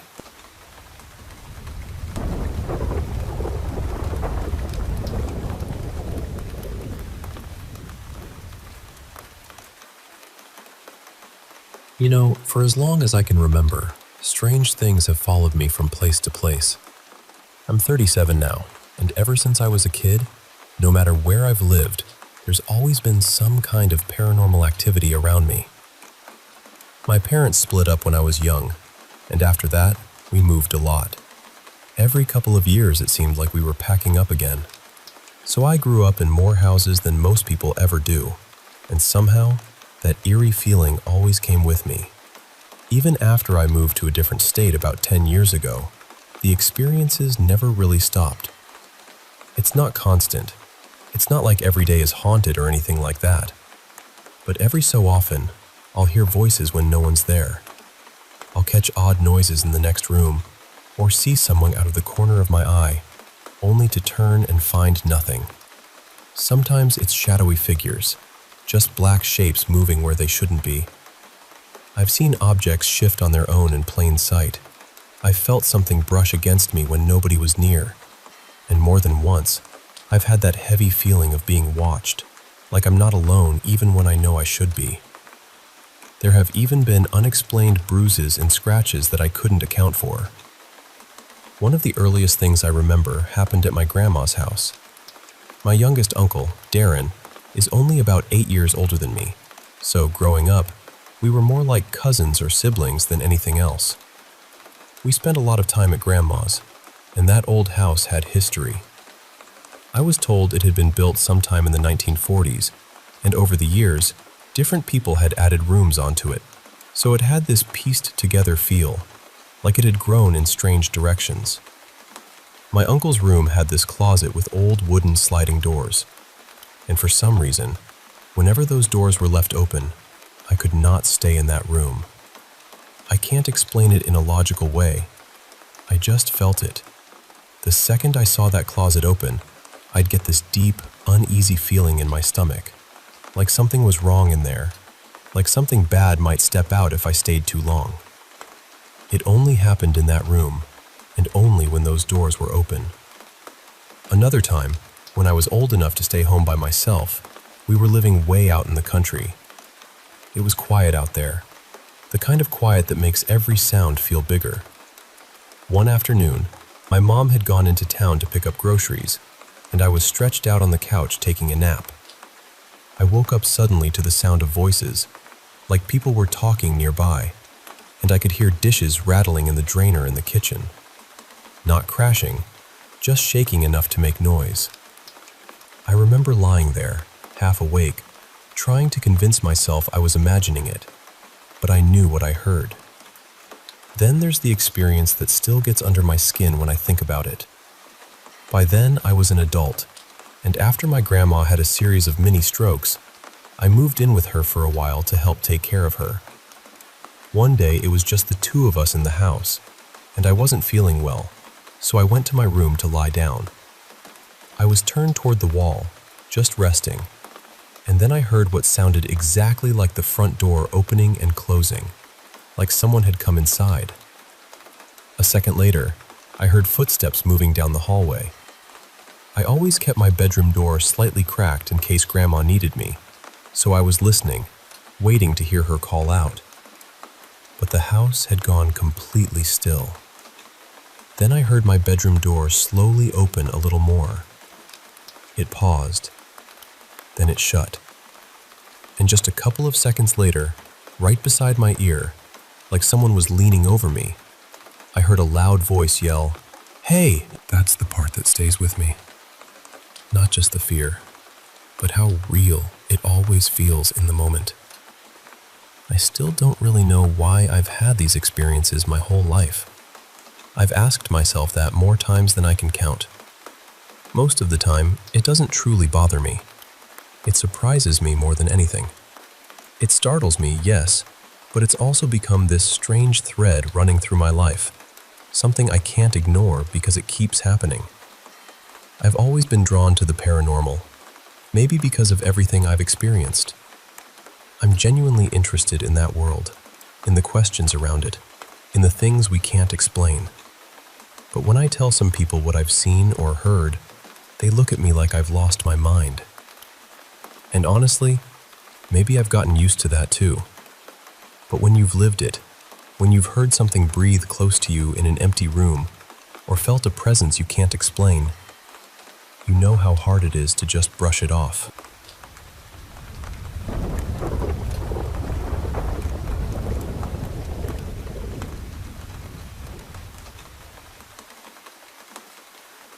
I was 5 when my parents split up. Most of the time I stayed with my dad because getting to my mom's place meant a long drive, almost 2 hours each way, so I usually only saw her every other weekend. Around that same time, my grandmother was getting very sick. Everyone around me knew she didn't have much time left, but I was only a little kid, so I didn't really understand what was happening. I just knew I loved her deeply. My dad and I were never especially close.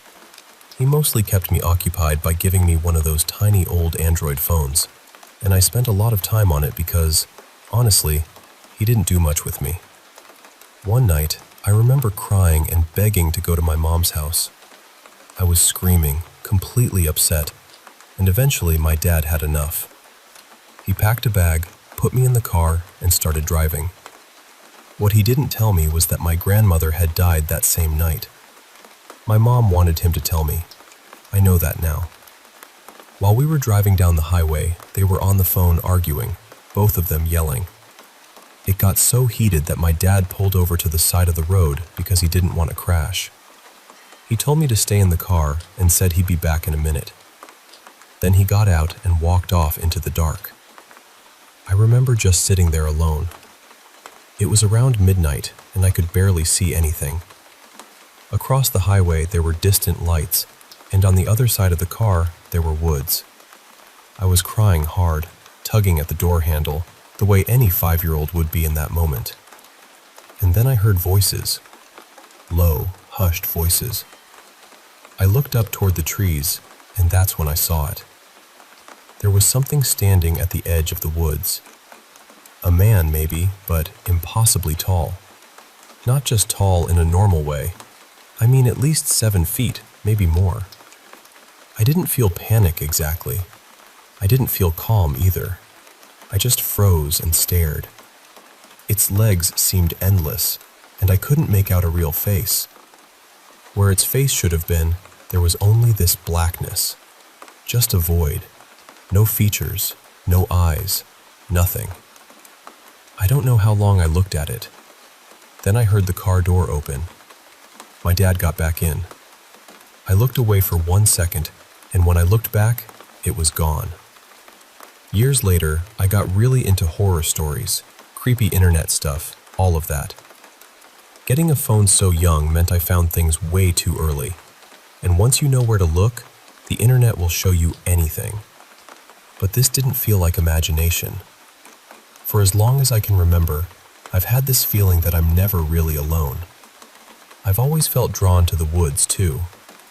When I was younger, I'd go there constantly, sometimes several times a day, and I'd stay out ridiculously late, sometimes until 1, 2, even 3 in the morning. And every now and then, just at the edge of my vision, I'd catch it again. That same thing. I tried telling friends, but no one took me seriously. Since I already liked horror, they just assumed I was making it up or freaking myself out. I stopped blaming them after a while. I get how it sounds. A lot of the homes I grew up in had dark histories too. Places where people had died. Places where terrible things had happened. So I got used to that heavy feeling in certain rooms, that sense that something might be lingering. But even then, it always came back to this one figure. It's hard to describe in a way that feels believable. It's so tall I have to tilt my head back just to imagine where its face should be. And still, I never actually see one. No matter the angle, no matter the distance, it's always just black. Empty blackness, so I gave up trying to explain it. It's never hurt me. That's the strange part. It doesn't attack. It doesn't chase. It just stands there, watching. And the older I get, the more often I see it, the closer it seems to be. I'm almost 19 now, and I still don't know what to make of it. I'm not exactly scared, but I'm not unaffected either. It's more complicated than that. It feels like living with a question that has been standing just outside my life for years, waiting for me to understand it. I still think about that first night a lot, the night my grandmother died. That was when it started. And sometimes I catch myself wondering something I don't even want to say out loud.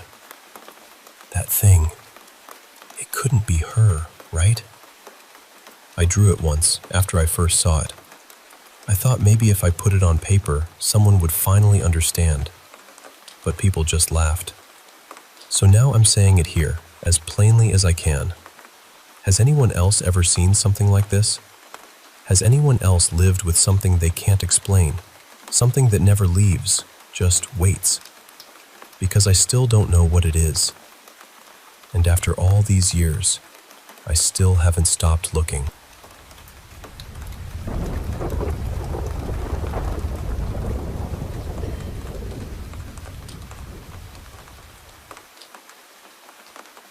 This happened around 16 years ago, when I was about 13.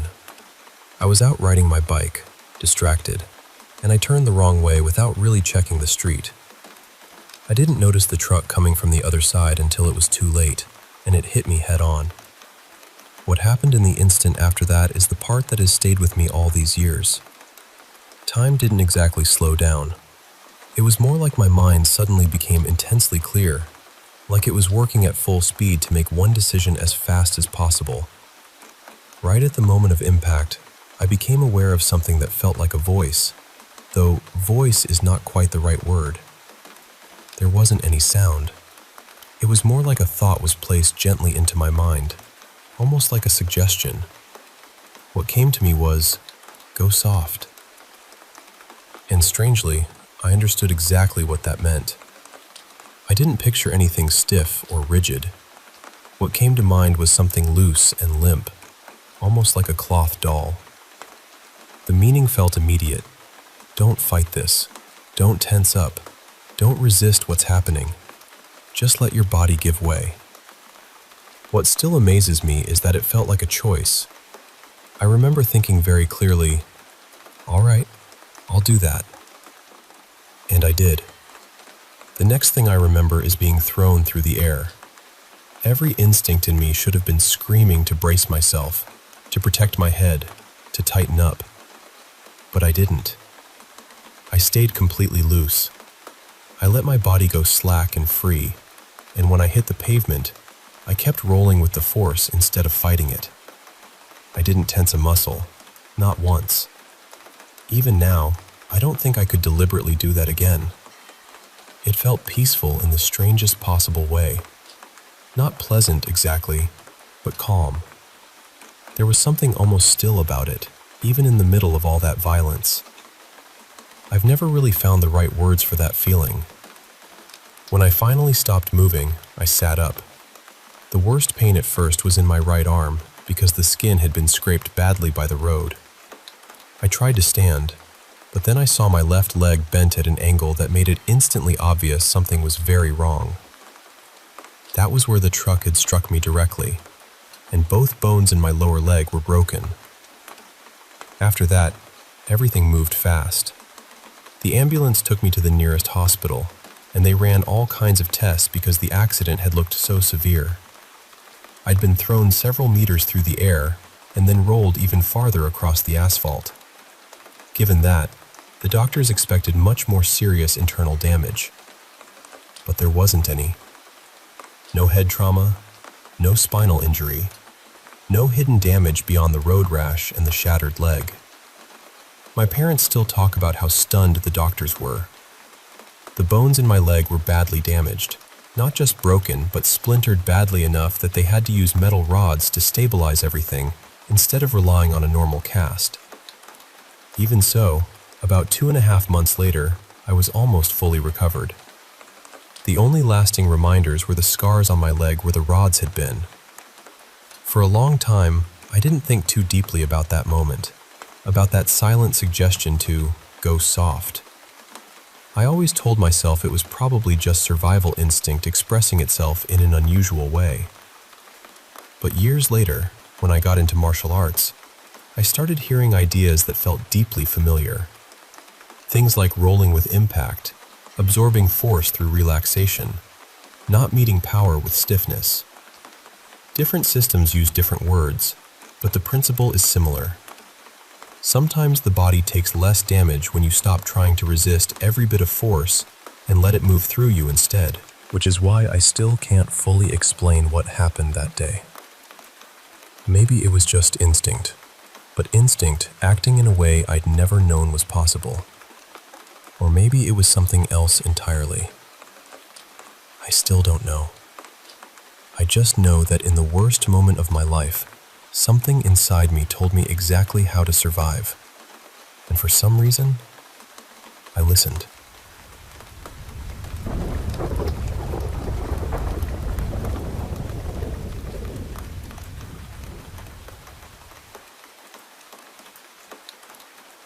This happened about 9 years ago, back when I was still living at my parents' house.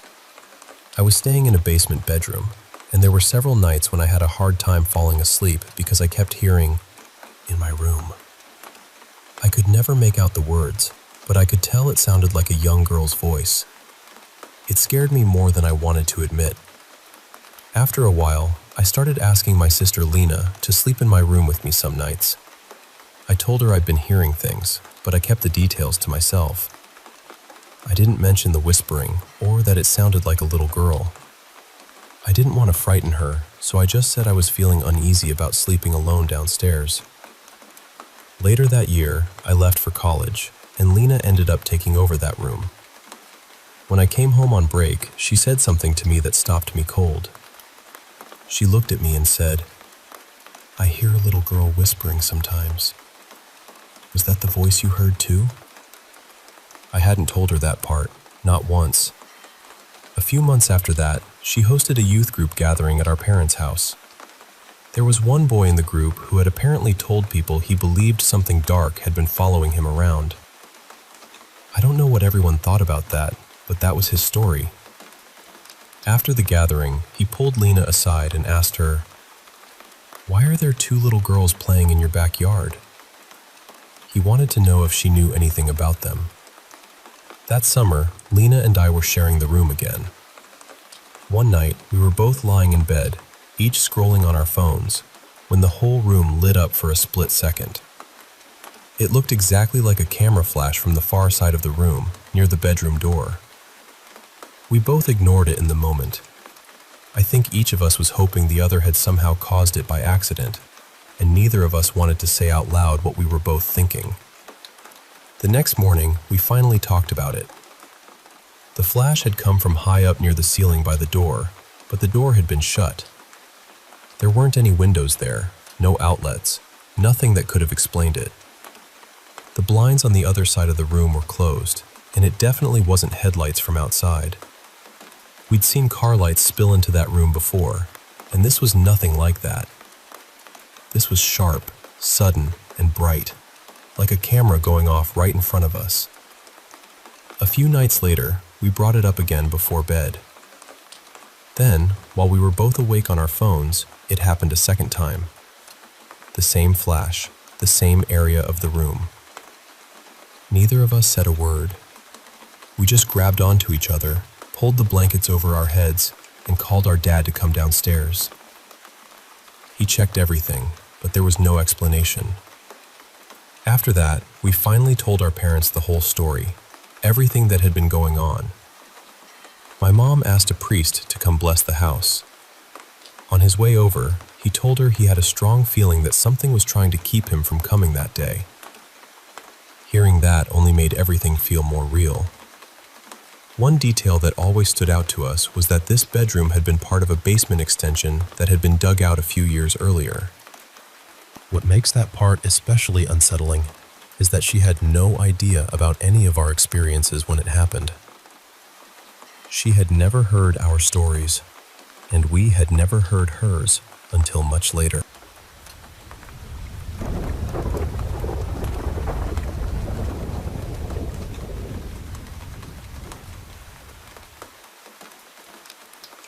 I need to tell you something that happened a few years ago, and even now, it still unsettles me in a way I can't fully explain.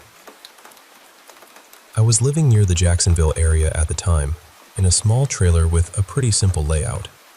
The living room and kitchen were one open space, and a narrow hallway led back to the bedrooms and bathroom. My younger sister's room was at the very end.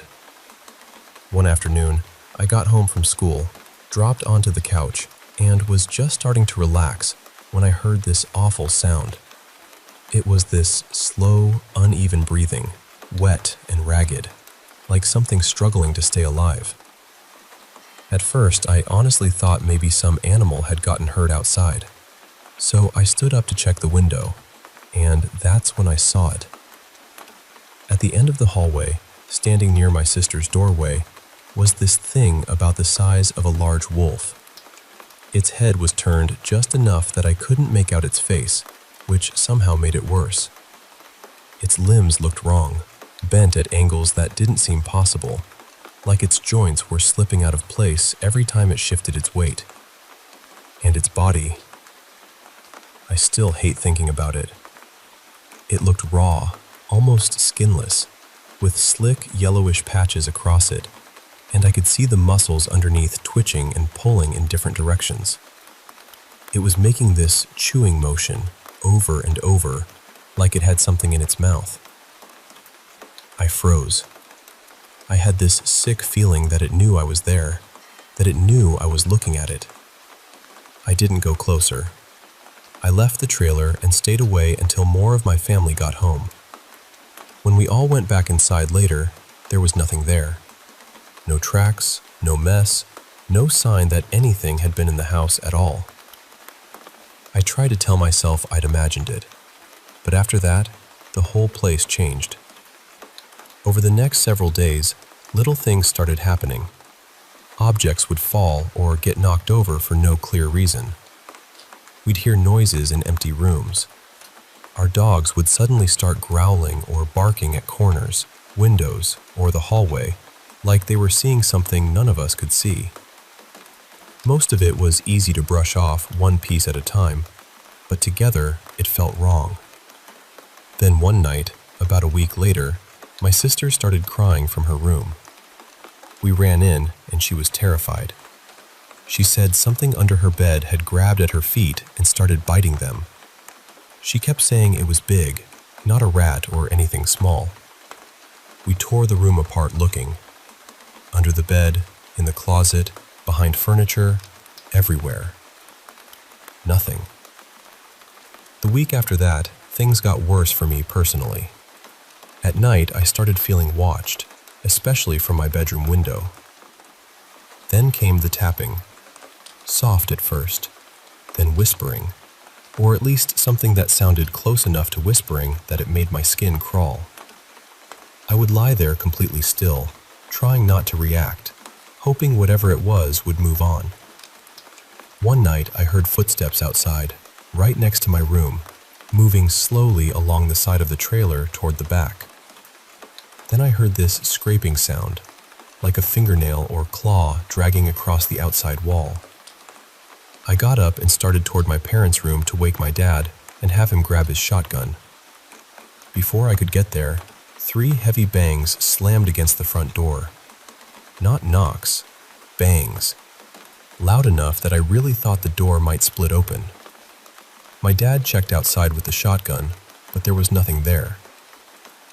When I went back to my room, I looked toward the window, and there it was again. Then, sometime the following week, I woke up in the middle of the night to what sounded like people screaming. It felt completely real, except somehow it was only inside my head.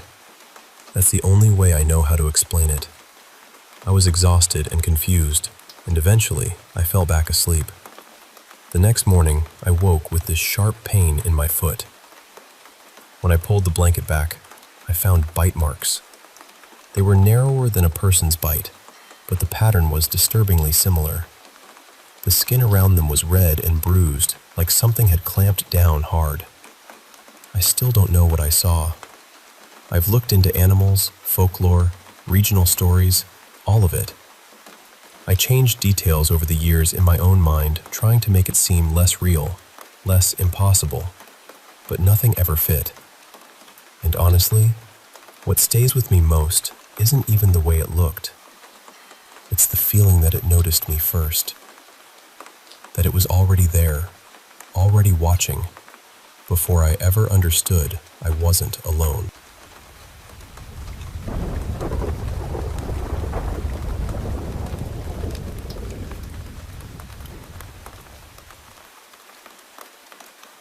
I was pretty young when this happened, and to this day, I still cannot say for certain what it was. I think it was probably sleep paralysis, but even now, remembering it gives me chills. It was very early in the morning, somewhere around 5 a.m. Back then, I had this phase where I would wake up before sunrise to study. My parents had already gone out for their usual morning walk, and I was alone at home. I remember being unusually tired that day, and at some point in between studying, I must have drifted off without realizing it. Then, after who knows how long, I became aware of this strange feeling in my body. My arms and legs felt icy and numb, like all the strength had drained out of them. I wanted to move, I really did, but I could not. I remember struggling against it, trying to shift myself on the bed, and the only thing I could manage was dragging or rolling myself a little farther toward the middle. Across from my bed was the door that led out to the balcony. It was shut. And right beside that door, I saw something. Most of the details are gone now, blurred out by time, but a few things stayed with me. I remember its skin looking dark blue, almost unnatural, and I remember the way it was looking down at me. That stare is the part I never forgot. I do not know how long it lasted. It could have been seconds, maybe longer. But eventually, I felt the strength return to my body, and when I fully woke up, I realized I really had moved from where I first fell asleep. I had ended up in the center of the bed, exactly the way I had felt myself moving during that half-dream, half-paralyzed state. Nothing like that ever happened to me again. No other strange experience in that house. Nothing I could point to and call paranormal. But the reason this stayed with me is because, years before my experience, my mother had her own unsettling story about that same balcony door. She told me that one night she had a dream, or at least that is what she called it. She always made a point of locking the balcony door before going to bed. But in that dream, somehow the door was open, and something came into the room. She described it as completely black, shapeless, and unfamiliar, and she remembered a cold gust of air coming in with it. The detail that really got to me was this. The floor had newspapers scattered all over it that night because I had been working on something earlier. In her dream, she could hear the exact, crisp, crinkling sound of footsteps pressing down on the papers, as whatever it was moved through the room. That experience was hers alone, and I never got many more details out of her. She does not like talking about these things at all. She is the kind of person who believes there are things we do not understand, but absolutely hates discussing them. Even when I was growing up, she would warn me not to stand out on the balcony too late at night, especially after dark, because it was outside, and to her that meant something. What unsettles me is not just my own experience, or hers by itself. It is the fact that both of us, completely separately, connected something strange to that exact same balcony door. And I never told her what happened to me. I knew she would shut the conversation down immediately.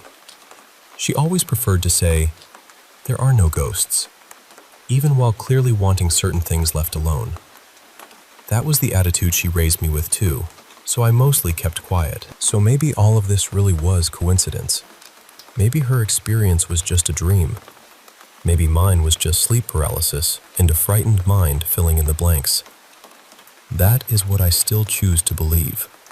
But even so, there is something deeply unnerving about the fact that years apart, both of us imagined, dreamed, or saw something coming through the same door. A long time has passed since then, and nothing else has ever happened to either of us.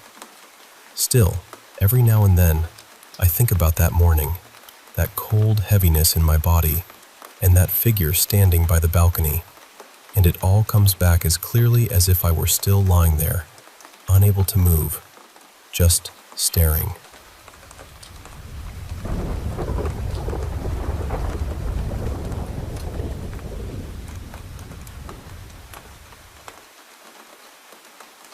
I've been dealing with sleep paralysis for close to 20 years now, and it still unsettles me every time.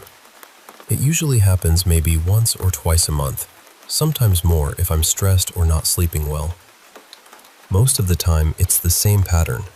I wake up just enough to realize I'm stuck. I can't move. I can barely breathe right, and I know exactly what's happening even though I'm still trapped in that half-asleep state. Usually, I don't see anything strange. For me, it's mostly just the physical feeling of being frozen. Over time, I kind of taught myself how to break out of it.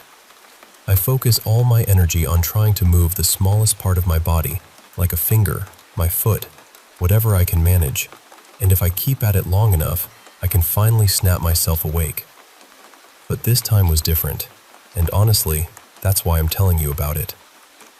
A couple hours ago, I had fallen asleep on my couch after watching a movie. My couch sits almost in the middle of my apartment, so from there I can usually make out most of the place. The television and my little work desk are off to the right. The bedroom door is straight ahead, and the kitchen and front door are off to the left. When I slipped into sleep paralysis tonight, I became aware of it right away. But instead of darkness or that usual blank feeling, I could see everything. Not vaguely either. I mean, I could see my whole apartment clearly, almost too clearly, like my eyes were fully open. It was almost like I had this wide, sweeping view of the room, more than I should have been able to see from where I was lying. And then I heard something. It sounded like an old television program playing somewhere nearby, like dialogue from a late-night rerun. My first thought, and this makes no real sense now, was that my mom must have the TV on in her room behind me. But that's impossible. My mom, Marlene, lives across town, and behind me was just the wall of my apartment. There was no room back there, no sound source, nothing. Eventually, I managed to pull myself out of it. I did the usual thing, tried to move, fought through that heavy frozen feeling, and finally woke all the way up. The second I did, the sound was gone. Completely gone. The apartment was quiet, and of course I was alone. I grabbed my phone and texted my mom, mostly because I was rattled and needed to tell someone. It was late, so I expected her to be asleep, but she answered almost immediately. She asked if I was okay because I never text that late at night. Then she told me she was still awake because she couldn't sleep either, and she'd been watching an old sitcom. So I called her. I told her what had just happened, and I could hear the shift in her voice when she realized I wasn't joking. Then she said, "Wait, were the voices kind of like this?" And she held up the TV so I could hear part of the show she had on. It was exactly what I heard. Not kind of similar, not close. It was the exact same dialogue, word for word. I just froze. My whole body got that prickly, hair-standing-up feeling the second I heard it. And then, as if that wasn't strange enough, I started getting acid reflux during the call, completely out of nowhere. I haven't dealt with heartburn in years. I quit drinking about 2 years ago, and since then it's basically disappeared. But in the middle of talking to her, I suddenly felt that familiar burning rise up in my chest. Then my mom said, almost casually, that she was sorry for the noise in the background because she was digging through a drawer looking for antacids. She told me she'd started having really bad heartburn just before I called.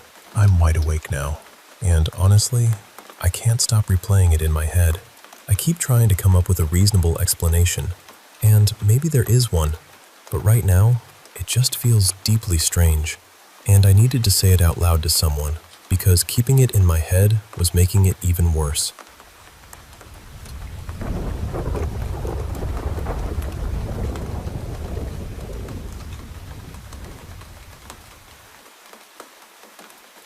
I spent about a decade on active duty in the U.S. Army, and my final posting was at this base that had been around for well over a century. It had that kind of old, heavy history to it. The housing area there was dated too. Most of the homes had originally gone up in the 1950s, and even though ours had been renovated, it still carried that old house feeling. At the time, my daughter Ellie was about 5, full of energy, always keeping us on our toes. I was working as a military police officer, mostly on night shift, so my schedule was upside down compared to everyone else's. This happened sometime in the dead of winter, probably late January, maybe early February. I just remember how bitterly cold it was. We also had 2 German shepherds, and they were very protective. Whenever I was at work, they'd sleep in the master bedroom with my wife. One morning, I got home a little after 6. I pulled into the driveway and immediately saw something that stopped me cold. Both garage doors were open. The front door was standing wide open too. Even the door from the garage into the house was open. That alone made no sense. We only really used the garage for storage, and I never came in that way. So I went inside, and the whole house was freezing. I mean freezing. But what really threw me was the dogs. Both shepherds were just sitting calmly in the living room. These dogs were not especially well trained, and if a door was open, they usually took that as an engraved invitation to bolt outside. But that morning, they were just sitting there, quiet, almost like they didn't even register that every exit in the place was standing open. I woke my wife and asked her why all the doors were open. She looked completely stunned and said she hadn't touched them. We checked the doorbell camera later, and it showed both garage doors opening at around 2:20 in the morning, at the exact same time. Not one after the other, together. And to make it stranger, the back door had also been left wide open. At the time, I brushed it off. I really did. I told myself there had to be some explanation, even if I couldn't come up with one. Then about a month later, something happened that changed everything. My wife and I were sitting up late one night in the kitchen area, which opened into what we'd turned into a second little living space with a couch and TV. My daughter's room was down a long hallway across from the kitchen, not directly visible from where we were sitting. It was around 11:30 at night, and we were just watching TV, winding down. Then one of the German shepherds stood up and walked toward the hallway. She started growling. Not barking, not restless, just that low, serious growl dogs make when they're focused on something. I got up and looked down the hall, but I didn't see anything. I told the dog to settle down and came back to sit with my wife. A moment later, we both heard it. It sounded exactly like our daughter laughing and running up and down that hallway. She had school the next morning, so I got annoyed more than anything. I stood up and called out, "Ellie, go back to bed." But the laughing didn't stop. It got closer. That's when the irritation dropped right out of me. I went into the hallway, expecting to catch her sneaking around, but there was no one there. So I opened her bedroom door, and she was in bed flat on her back, completely asleep. Dead asleep. I touched her arm and told her it wasn't funny, that she needed to stay in bed, but she didn't even stir properly. She was out. After that, things in the house started feeling worse. The dogs would growl at dark rooms, at corners, at spaces where there was nothing there. Certain rooms would turn so cold you could actually see your breath. Sometimes these awful smells would show up out of nowhere and then disappear just as fast. Eventually, we put in a request with base housing to move. It took some pushing, but after enough complaints, we were approved for another house. Later, after we were out of there, I did a little asking around. I found out we weren't the first family in that area to report strange things happening. And the family who'd lived in that house before us had moved out after only about a month. I didn't learn that until after we were already gone. I never felt like whatever was there wanted to harm us. That wasn't the feeling. It was more like we weren't alone in that house. Like something else had been there long before us, and for whatever reason, it was still there.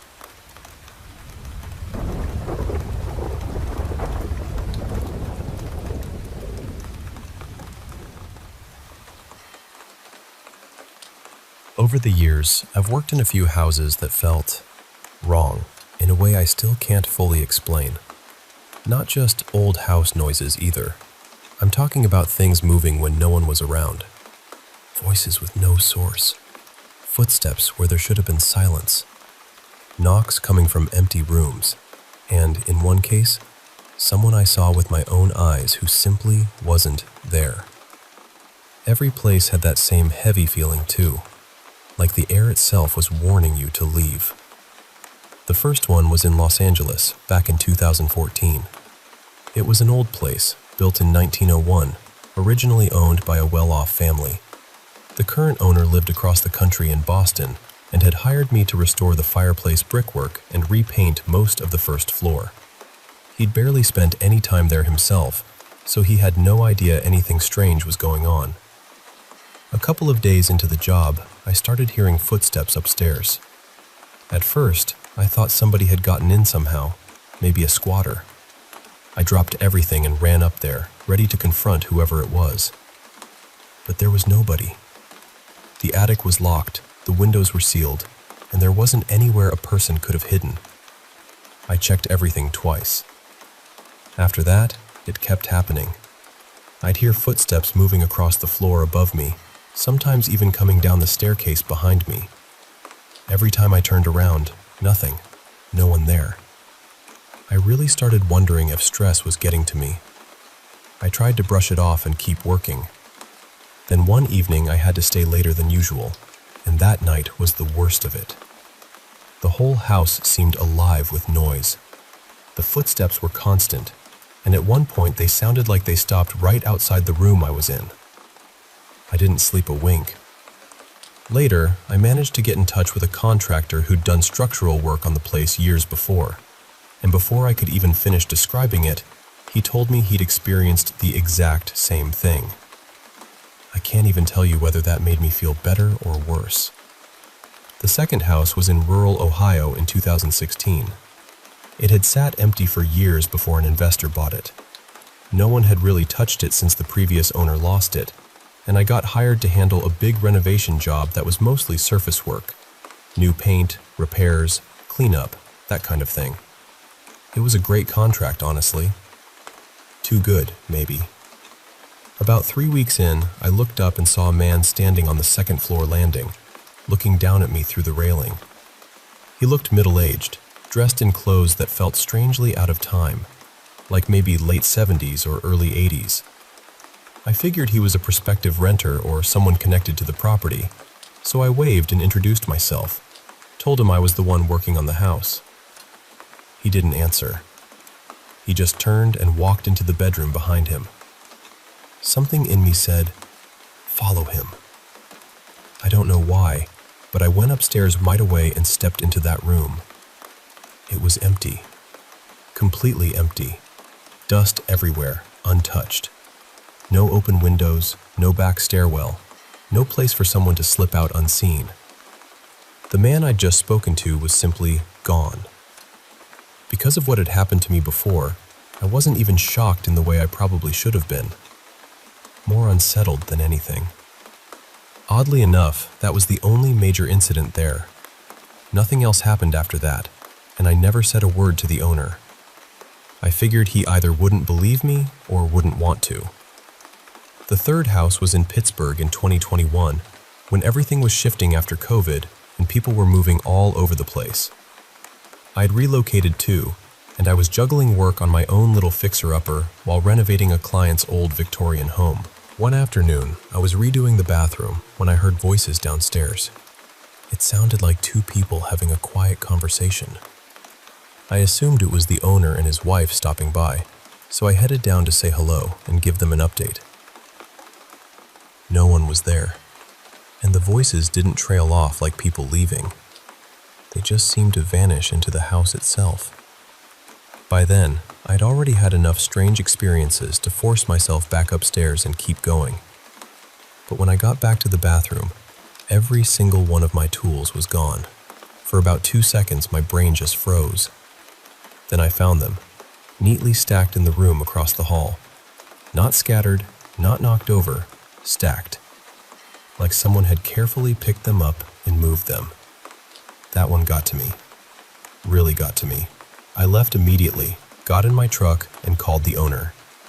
And that's when he admitted that he and his wife had also felt there was something off about the place. He said they'd noticed odd things too, but the house had been such a bargain that they overlooked it. He also admitted he hadn't said anything because he thought talking about it might scare off contractors. That was enough for me. I told him I was done, packed up what was left of my stuff, and took another job not far away in a house that, thankfully, kept its ghosts to itself. I still don't know what to make of any of it. Maybe there's an explanation for all three. Maybe there isn't. All I know is I've trusted my instincts a lot more ever since. Some houses creak, settle, and sigh. And then there are some that feel like they're watching you.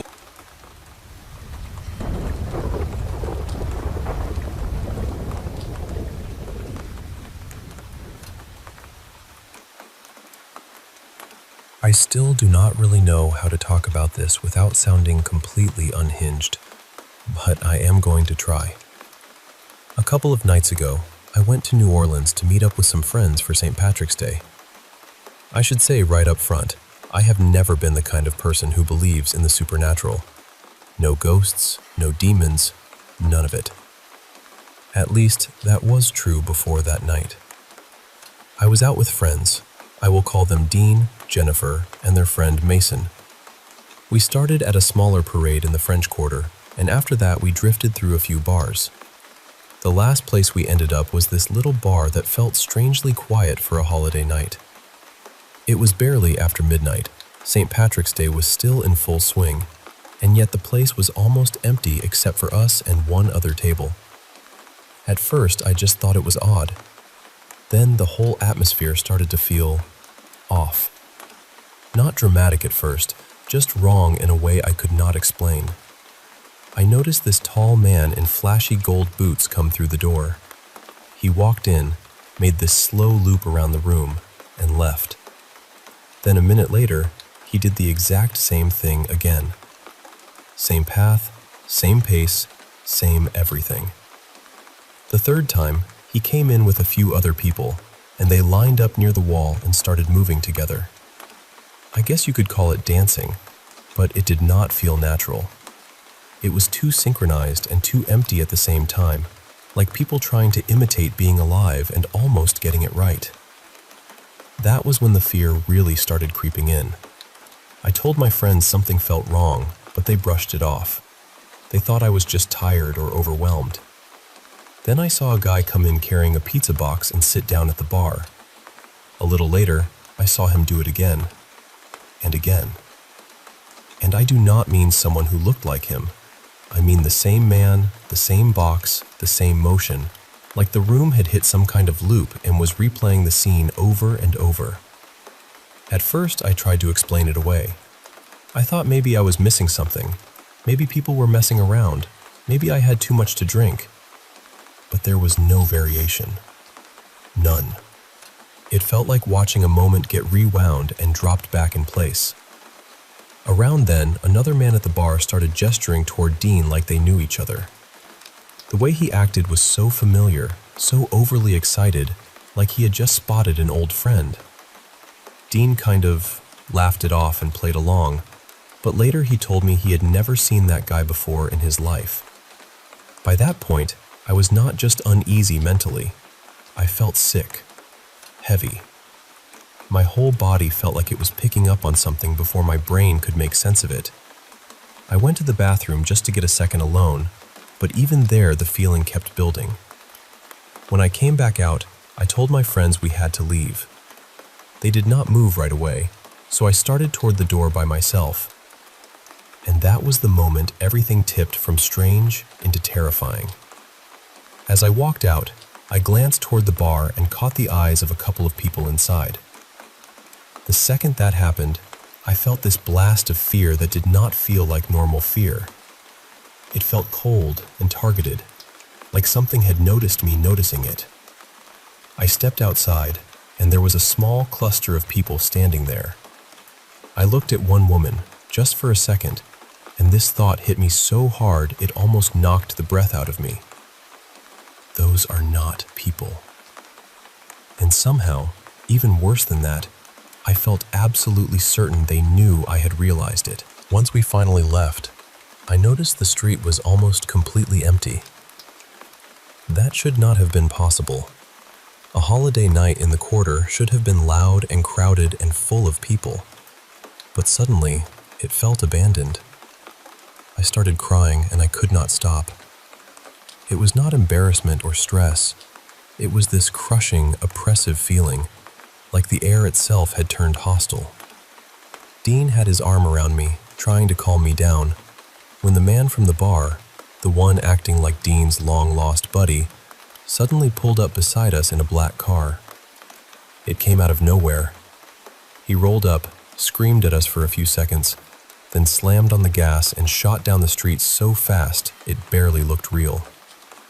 As we got farther away from that bar, the heaviness started to lift. I could breathe again. I stopped crying.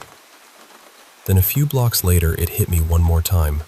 Not as strong, but enough to make my stomach drop all over again. And then it passed. There were a few other things that happened too. Little details I still cannot fully explain, but even saying this much makes me feel ridiculous. Still, I know what I felt. I know how real it was. I have never experienced anything like that before, and honestly, I am still scared thinking about it now.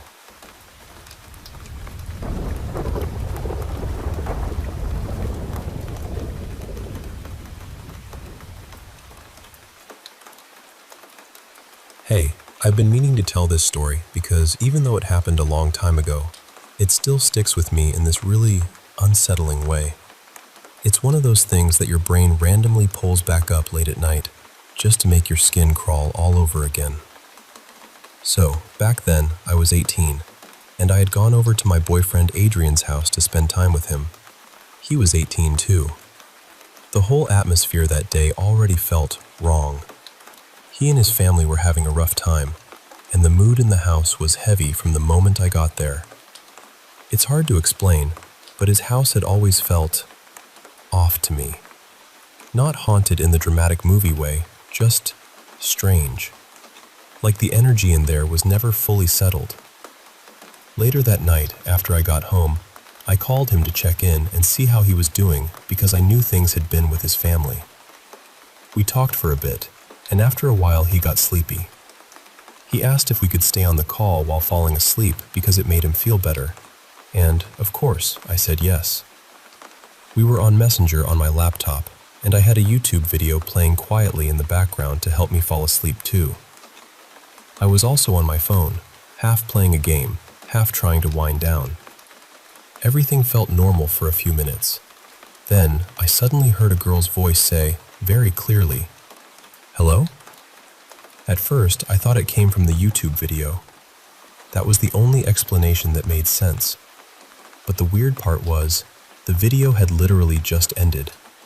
So I replayed it to check, thinking maybe I missed something or maybe it glitched. There was nothing. No voice. No hello. Nothing even close. And what made it worse was that the voice had an American accent. We're from the Philippines, so that detail really stood out to me. It made the whole thing feel even stranger, even more unnatural somehow. And this is the part where I probably made it worse for myself. I answered. I said, "Hello? Babe?" I honestly thought maybe Adrian was messing with me, or maybe he had woken up and said something weird into the mic. But after I answered, there was just silence. No response at all. That's when the fear really hit me. I checked Messenger right away. For some reason, my mind jumped to the most irrational possibilities. Like maybe he was talking to someone else. Maybe another call was open. Maybe there was some explanation I just wasn't seeing. But there was nothing. Everything looked normal. I hung up, and I swear panic just rushed through my whole body. I'm the kind of person who genuinely cannot handle scary things. Horror stuff doesn't entertain me. It wrecks me. Adrian knew that better than anyone. So after I ended the call, I messaged him right away and told him something creepy had happened. I was so shaken that I didn't even sleep in my room that night. I went and slept beside my mom because I just could not be alone. The next morning, I called him again and told him everything. And then, he told me something that made it even worse. He said that at around that exact same time, he had opened his eyes just slightly and saw some kind of figure move fast across the mirror in his room. Not standing there, not lingering, just this sudden motion, like something darting past. He also said that the entire night, he had this strong feeling that something was watching him. Nothing ever happened after that. It's been about a year now, and there hasn't been any other incident since. But every once in a while, my mind replays it, and I get that same cold feeling all over again. I still don't know what it was. Maybe there's some explanation for it. Maybe there isn't. I just know that in that moment, it felt real, and it scared me more than I can really put into words.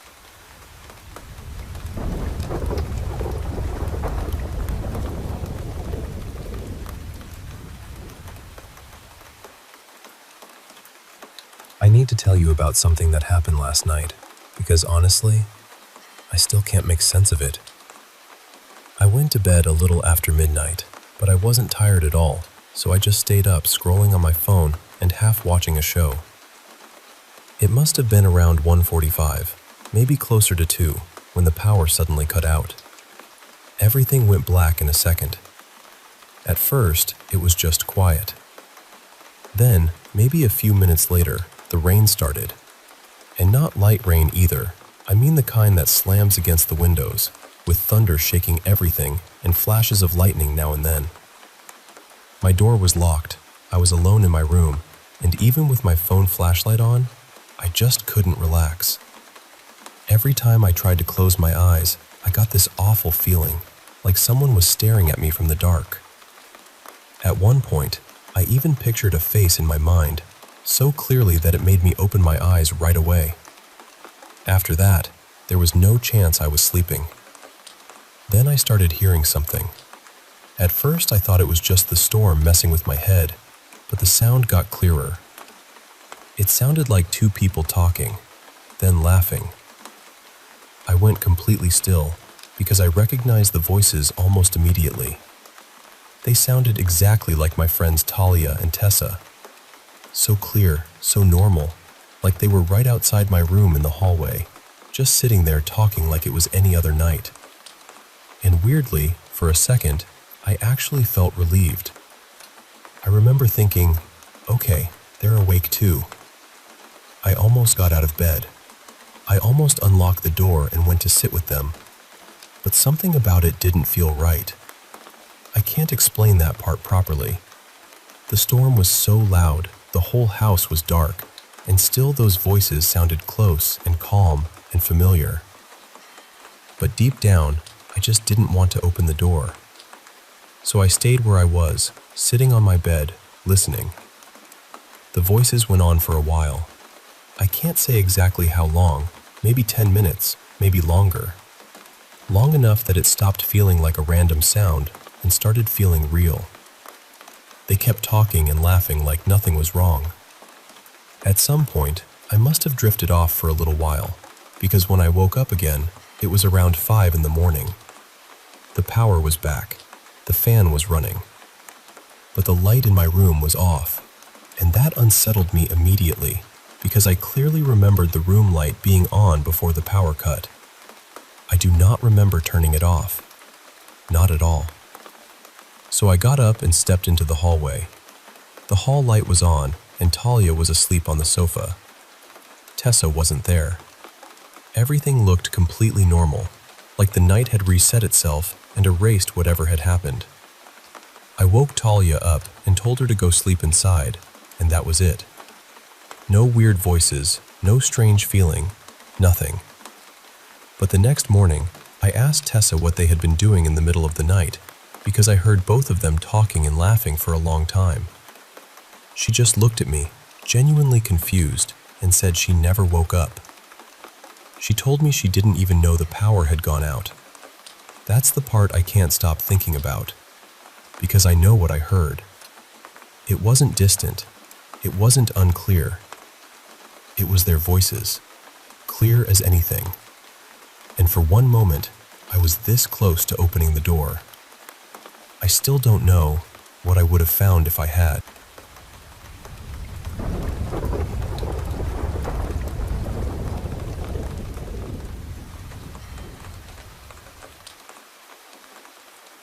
I was 18 when I was drafted and sent to stay in military housing.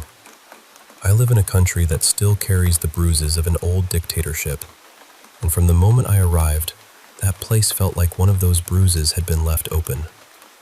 The building was crumbling, damp, half-rotten, and so cold it felt personal. It looked like nothing inside had changed since the 1950s.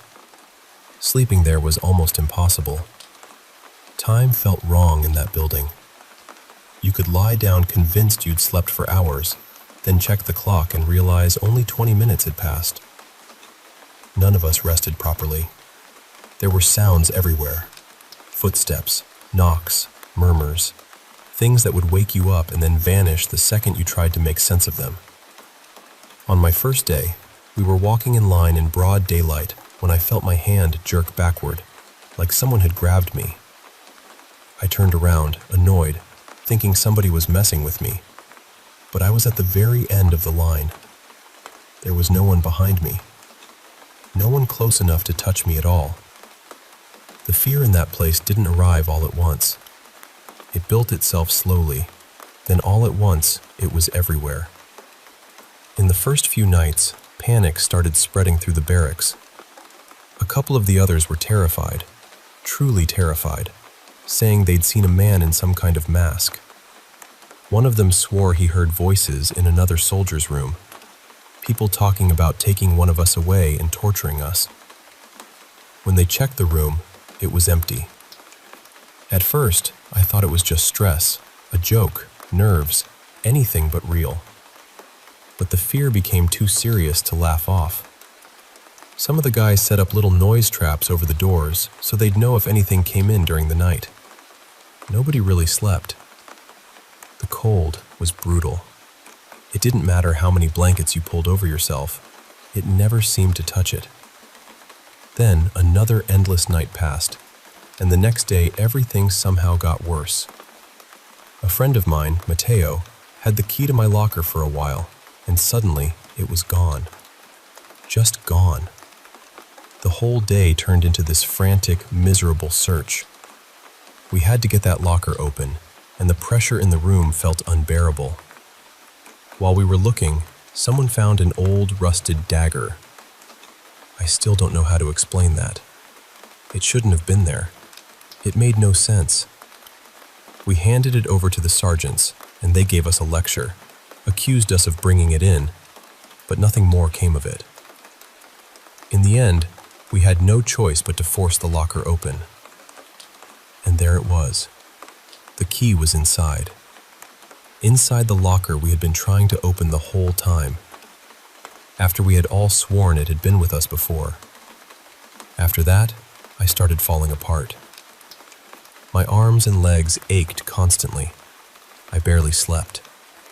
I had vivid dreams that clung to me long after I woke up. I started getting intrusive thoughts, dark ones, the kind I had never had in my life before.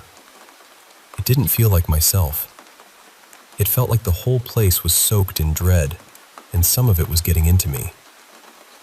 I tried to stay strong, but I got to the point where I could barely eat. My teeth hurt. My eyes watered for no reason. Food made me nauseous.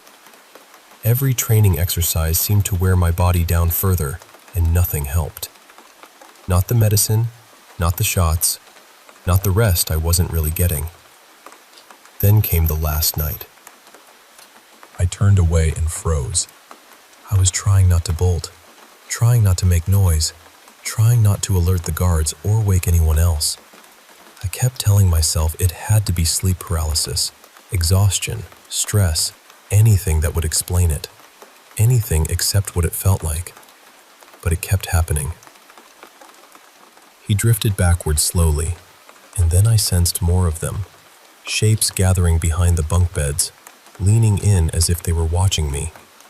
Little by little, they moved toward the wall, and then they were gone, dissolving into that black, rotten-looking haze. The next morning, I was sent home. My legs were injured badly enough that I couldn't continue training. What happened after that is the part that still stays with me the most.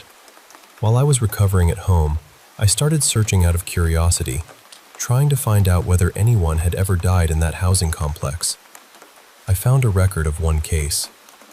During the dictatorship, sometime in the 1960s, a mayor from another city had been imprisoned there, tortured, and found dead with steel wire around his neck, tied to a wall valve.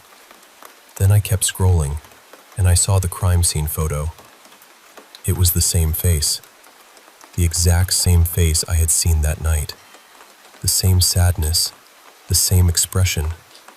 I couldn't get it out of my head for days. But after a while, I stopped thinking of it as something that had come to threaten me. I started thinking maybe it had come to warn me.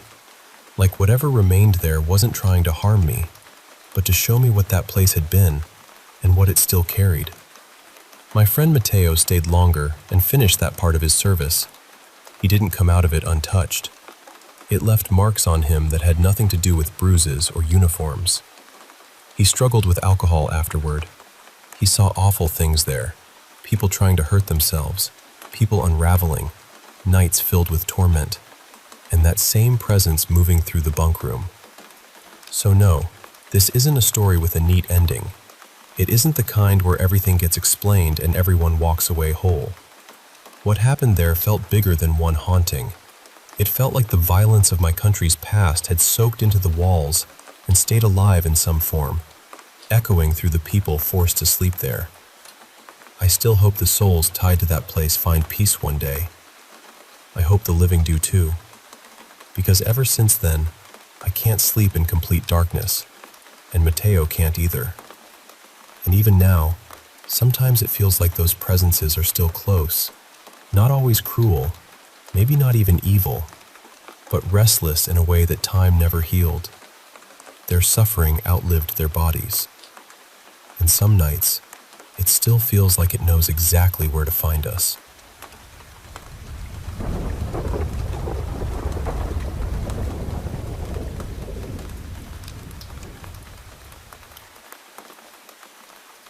I've never really known how to explain this properly, but I want to tell you exactly how it's been for me.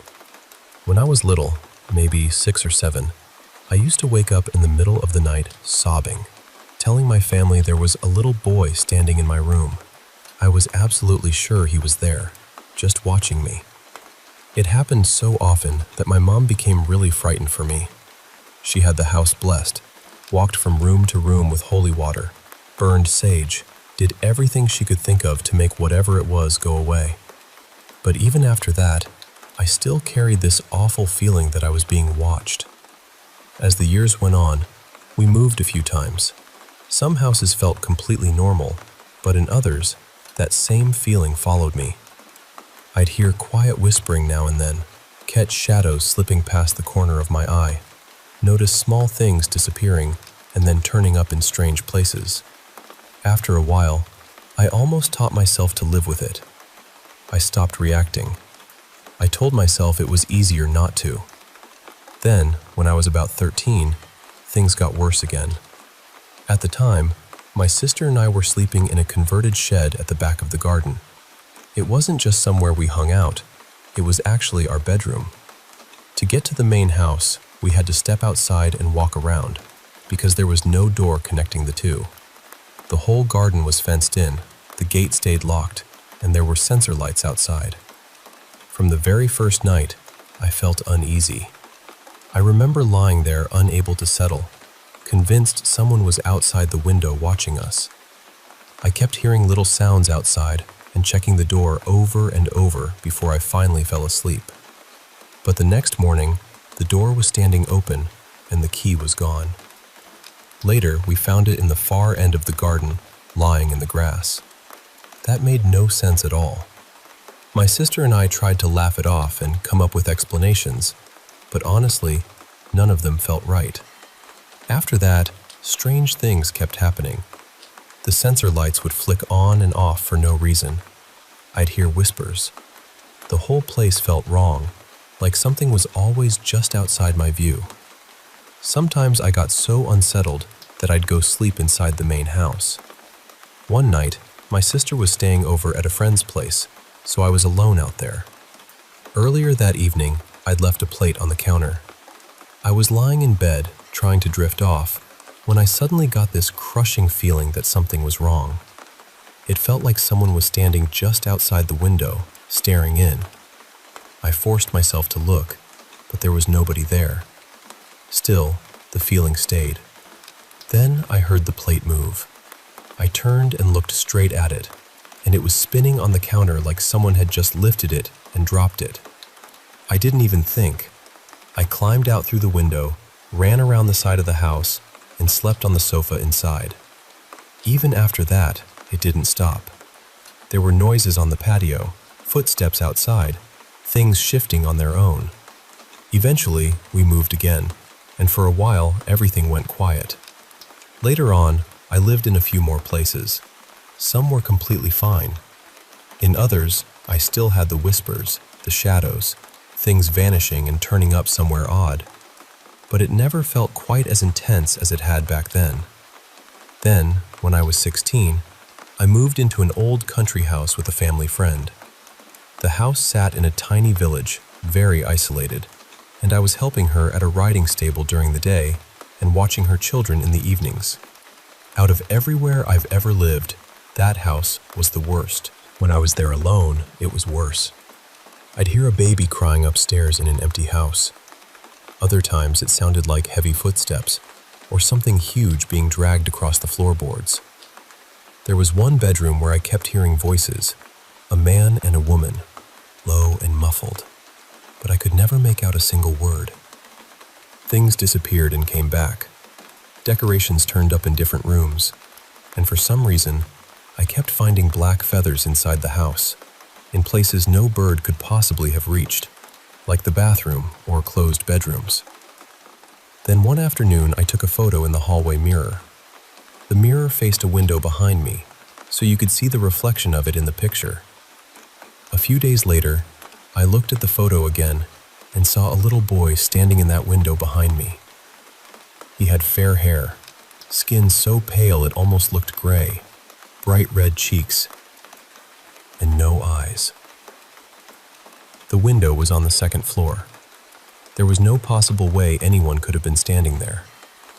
About a week later, I went to show the photo to a friend, and it was gone.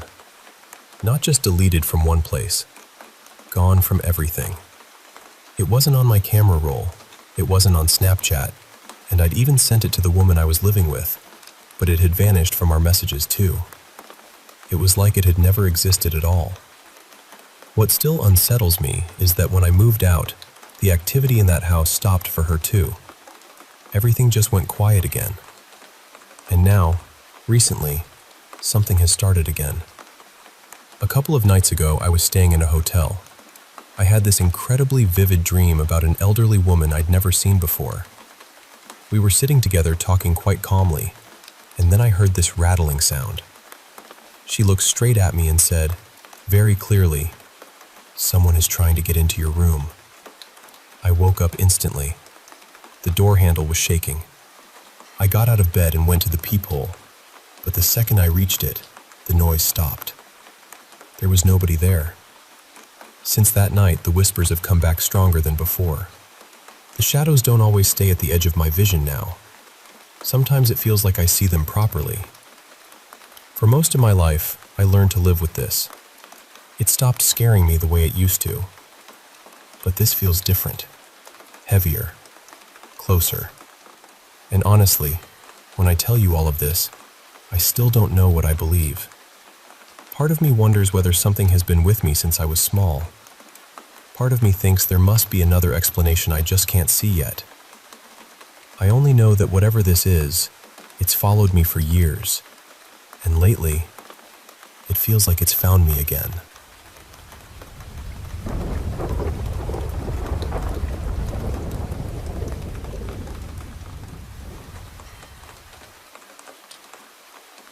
I've just come back from spending a week at this beautiful old country manor, and honestly, I still can't stop thinking about it. The house dates back to around the mid-1500s, so it carries that kind of deep, lived-in history you can almost feel in the walls. I was there with my husband, our 2 children, and my mother and father, and because it sits way out in the countryside, the nights are unbelievably still. The kind of silence that feels heavier once the sun goes down. We'd actually stayed there once before. During that first visit, there was only one moment that really stood out. In the middle of the night, both my husband and I heard what sounded exactly like one of the children coming to our bedroom door. We both noticed it, but when we checked, there was nobody there. Other than that, it was mostly just this strange feeling at night, like the house changed character after dark. But this last visit felt different, stronger somehow. It started with me waking up at around 3 in the morning because I was sure my husband was tapping me lightly on my side. But when I turned, he was fast asleep, facing the other direction. I told myself not to overthink it, rolled over, and tried to forget about it. Then it happened again, and again. A few nights in a row, I kept waking to that same feeling, like someone was trying to get my attention. Around the same time, the bathroom light started making this sharp buzzing sound and flickering whenever I went in there. I tried to be practical about it. The manor is ancient after all, and old houses have their quirks. Faulty wiring felt like the sensible explanation. Then came the part that really unsettled me. One night, I had this incredibly vivid experience, somewhere between sleep and being awake. I could hear someone calling for me. Not casually, but with real urgency. And at the same time, it felt like something else was with me, warning me not to respond. It was so strong, so clear, like I was being told, "Do not go, no matter what." Even though I desperately needed the bathroom, the feeling was almost commanding me to stay where I was and wait until morning. It left me shaken, but I kept it to myself. I didn't want to frighten the children or make the whole house uneasy. The next day, though, I was talking with my mom, and she told me that during the night she had heard someone calling, "Mom, Mom," as if a child needed her. She got up, checked on everyone, looked in on the children, and they were all asleep. She couldn't find anyone who'd made the sound. That was when I told her about what I'd experienced.